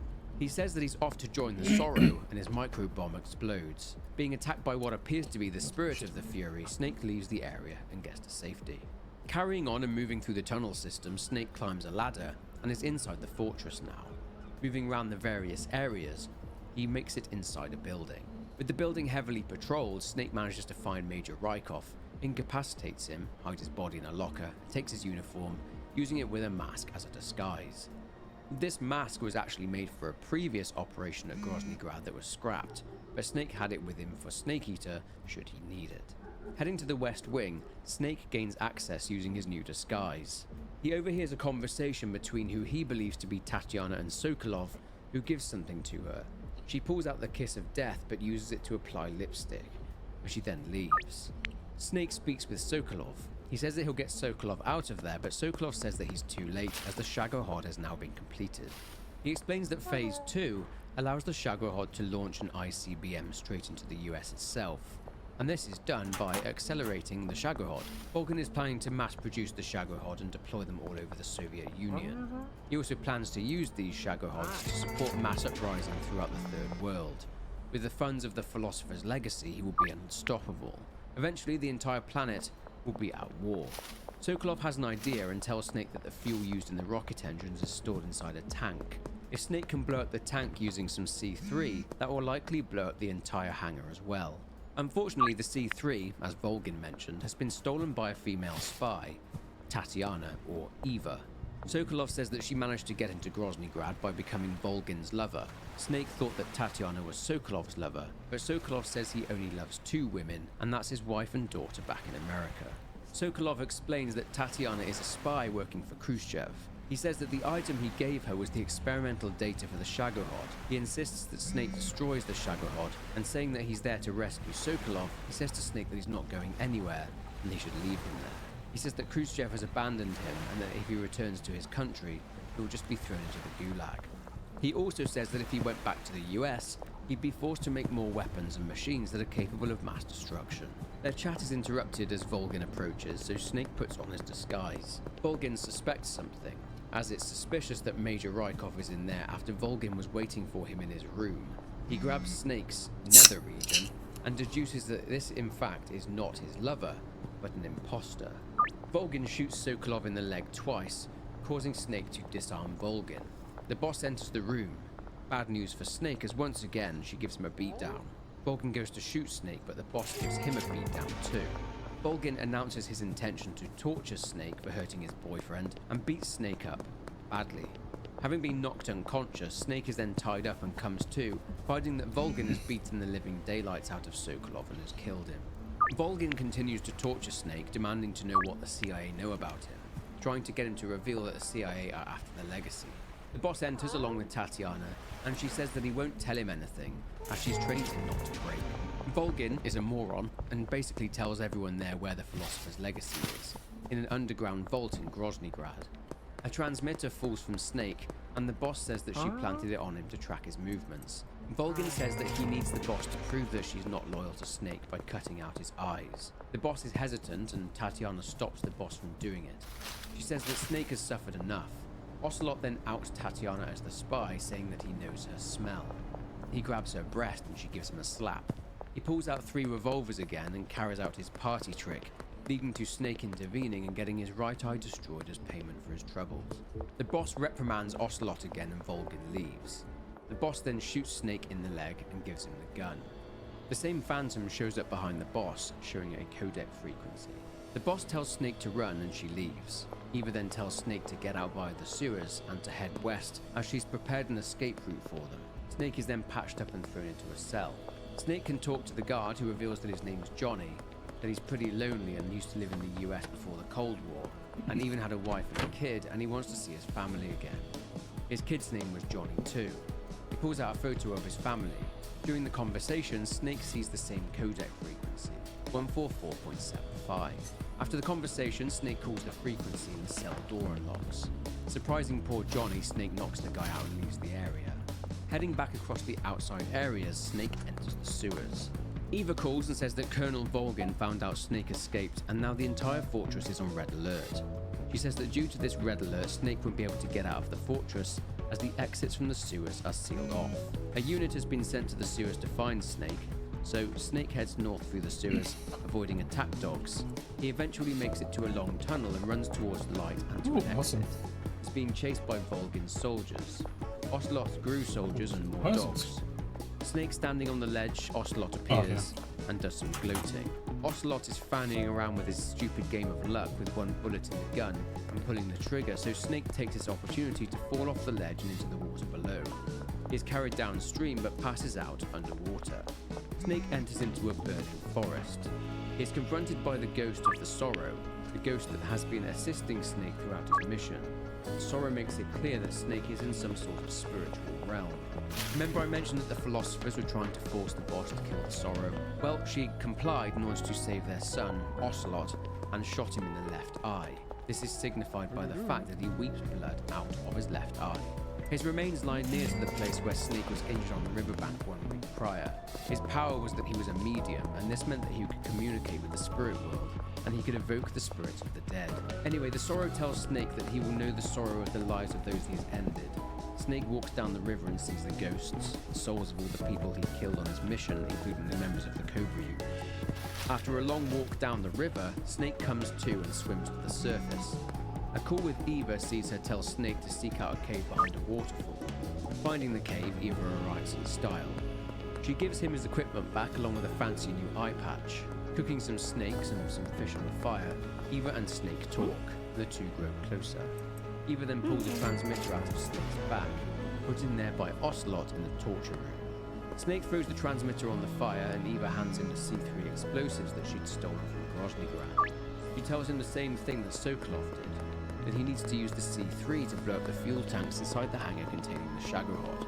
After Eva leaves, Snake heads up through a tunnel and comes back out in Groznygrad again. A vehicle arrives and parks on top of the great backs of the tunnel, so Snake's path back through there is a no-go. He eventually manages to sneak into the hangar. Making his way through it, Snake plants explosives on the various fuel tanks. Whilst doing so, Snake gets a call from Eva, stating that she's placed her share of the C3 on the rail bridge, covering their escape attempt. After he's finished placing the charges, Snake is confronted by Volgin and Ocelot, who it turns out have actually captured Eva. The boss appears and disarms Snake, again, and the two fight using the CQC they developed together, but the boss once again gets the better of Snake. Whilst Ocelot puts a gun in Snake's face, he sees the Sorrow again. He's telling Snake how much time he has left before the C3 goes on. Volgin says that he found Eva inside his underground vault, and that she stole the microfilm with the details regarding the Philosopher's legacy. It seems that Volgin telling them all about the location of the microfilm back in the torture room was actually a clever ploy to flush out the spy amongst them. Volgin kicks Eva, which angers Snake. Ocelot states that it wasn't her perfume that gave her away, but it was the smell of gasoline from her bike. Eva attempts to use the kiss of death on Volgin, but Volgin stops her and subjects her to more electrical torture. He explains about the Philosopher's legacy and how he used the Philosopher's spy network, which was still intact, to contact the boss and suggested that she defect. Volgin says that the conflict within the Philosophers after World War II tore apart unity. Volgin wants to use the Philosopher's legacy in order to restore that. He wanted to use the Shagohod and the Cobra unit since they only obeyed the boss, but Snake has taken out most of the Cobras. He says that there's nothing the US can do to stop them. He gives the legacy microfilm to the boss and tells her to take it someplace safe. She says that she'll go and see if there are any signs of sabotage and that she'll dispose of Eva, leaving Volgin to deal with Snake. However, the boss whispers to Eva and says, "Leave everything to me," and tells Volgin to fight like a warrior. What is the boss up to? Ocelot wants to get even and wants to face Snake in a duel. Volgin's not having it though and wants to kill Snake himself. Snake and Volgin then face off. The Sorrow appears again, telling Snake he only has 5 or so minutes until the C3 explodes. Ocelot brandishes a weapon and a knife and gives them to Snake. However, he cannot use his weapons against Volgin, so must defeat him in hand-to-hand combat. Throughout the battle, Ocelot is throwing items down to Snake, offering him support. Eventually, Volgin tires and tells Ocelot to shoot Snake. Ocelot refuses, saying he made a promise to the boss. Volgin tells Ocelot to find the explosives the Snake had planted. Snake and Volgin continue to fight, but eventually, he defeats the Colonel. An exhausted Snake hurries out of the hangar.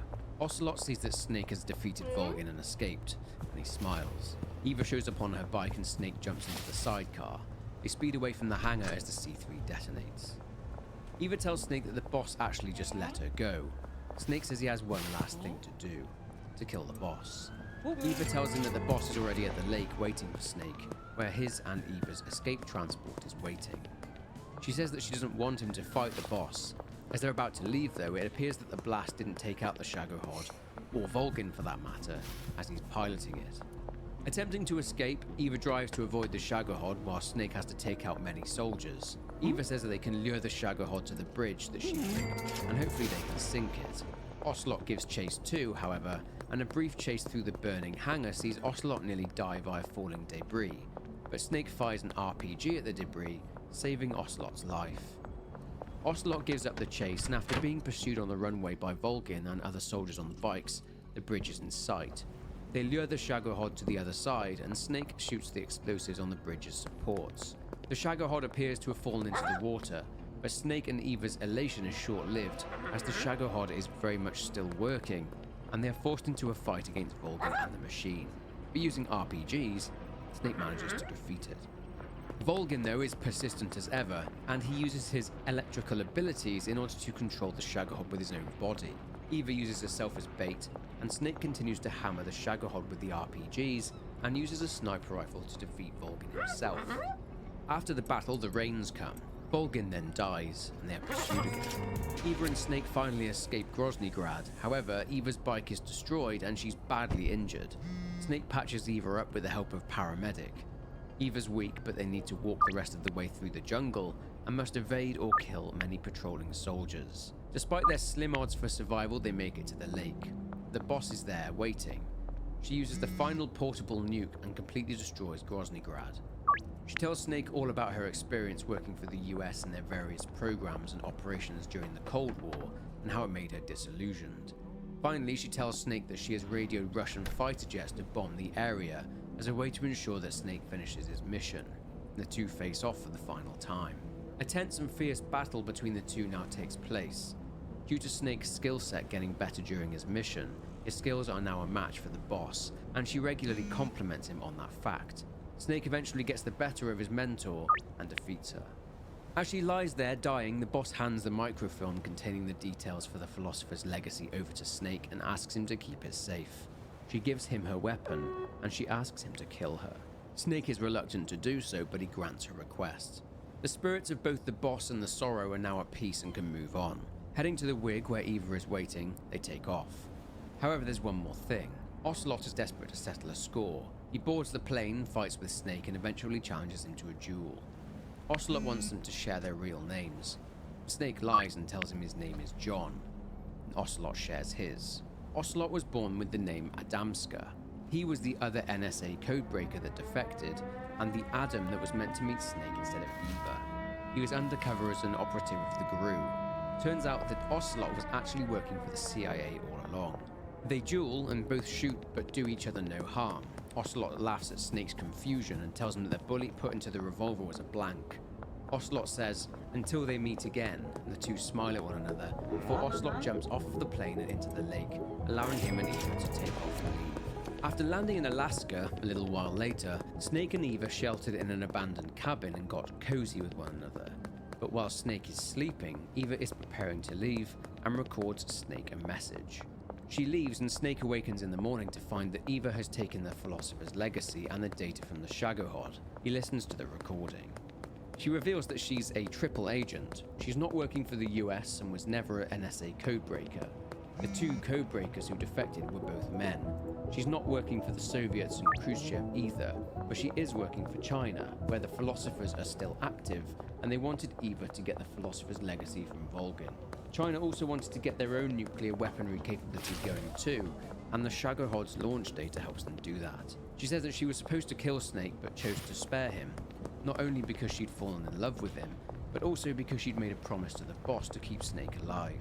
She also says that she was a former student of the Philosophers, as Eva attended one of the Philosopher's charm schools, where, remember, the boss was previously an instructor, so the boss saw straight through her cover.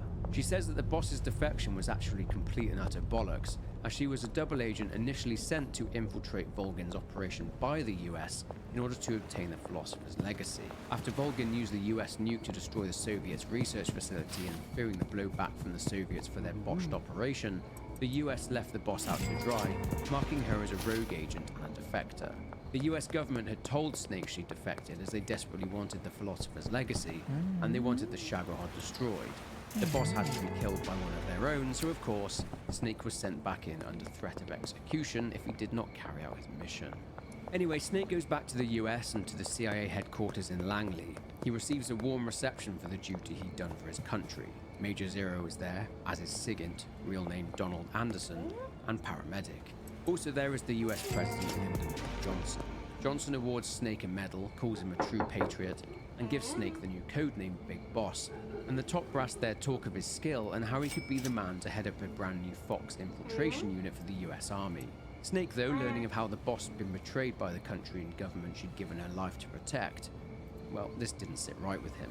Major Zero tries to congratulate him, but knowing that he'd been sold a lie by the government and that he'd killed his beloved mentor believing she was a traitor, fills Snake with shame and regret. He leaves without speaking to anyone. He then visits her grave in Arlington Cemetery, and he sheds a tear for his former mentor. The lies and cover-ups by the US government would paint the boss as a war criminal when she was nothing of the sort, and then painting him as the hero would mark a change in Snake.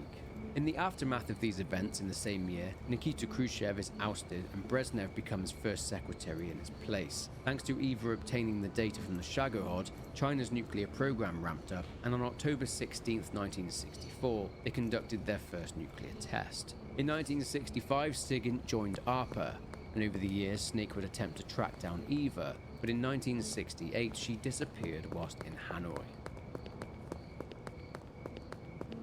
After Snake Eater, Snake retired and left the Fox unit. He attempted to become a hunting guide, but this didn't last long. His legend remained, but despite being Big Boss, he felt that he didn't deserve the title of boss, so he continued to use the name Naked Snake. Zero dissolved the American Philosophers and reformed it as an organization called the Patriots or the Lally Lule Lo, and Zero invites Ocelot to join, and he also recruited Sigint and Paramedic. Around 1971, Eva had been tracked down by Snake in Hanoi and rescued. Since she'd been expelled from China due to her failure to deliver the real Philosopher's legacy, and instead havingly unknowingly delivered a fake, she went to America and joined the Patriots too.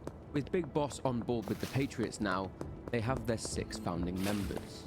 The ideology of this organization was simple. It was to follow Big Boss's vision of a world united, with Big Boss being at the center of it, and a figure that people would look to, and who they would want to follow.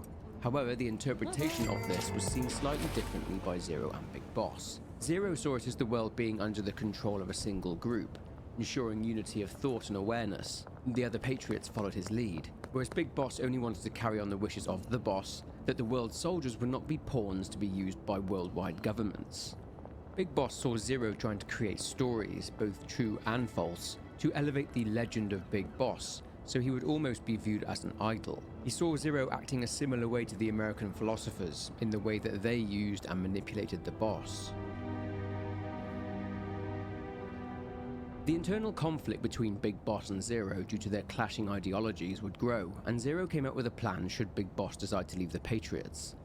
This was a secret project called Les Enfants Terribles, and it was carried out with ATGC Incorporated, who were a US biotech company, and the project was also supported by DARPA. DARPA being the Defense and Advanced Research Projects Agency. Zero got Dr. Clark, or paramedic, on board, which was a given, as she worked for ATGC, and he got Eva on board too, and they took Big Boss's DNA with the intention of making clones of Big Boss. Eva became the surrogate mother to these clones, and eventually 2 were born with their ability to reproduce taken away, engineered out. Naturally, Big Boss found out about this, and furious, he parted ways with the Patriots, wanted nothing to do with Eva, and formed his own group of mercenaries who would call themselves Militaires Sans Frontières, which translates as an army without borders. This was done to further the dying wishes of the boss. Eva would leave soon after, but Ocelot would stay with the Patriots and would spy for Big Boss and for Eva. You parted ways. Okay. It's pretty late for me. It's like 4 AM and I'm getting dead tired, even though I drank some energy drinks. We will continue a little bit later. Like, I don't know, 10, 12 hours, I guess. When I actually like slept good for once this entire week. The week was just shit. So yeah, I guess I will see you all later. Y'all have a good day, or morning, or evening, or night. And yeah, have a good one.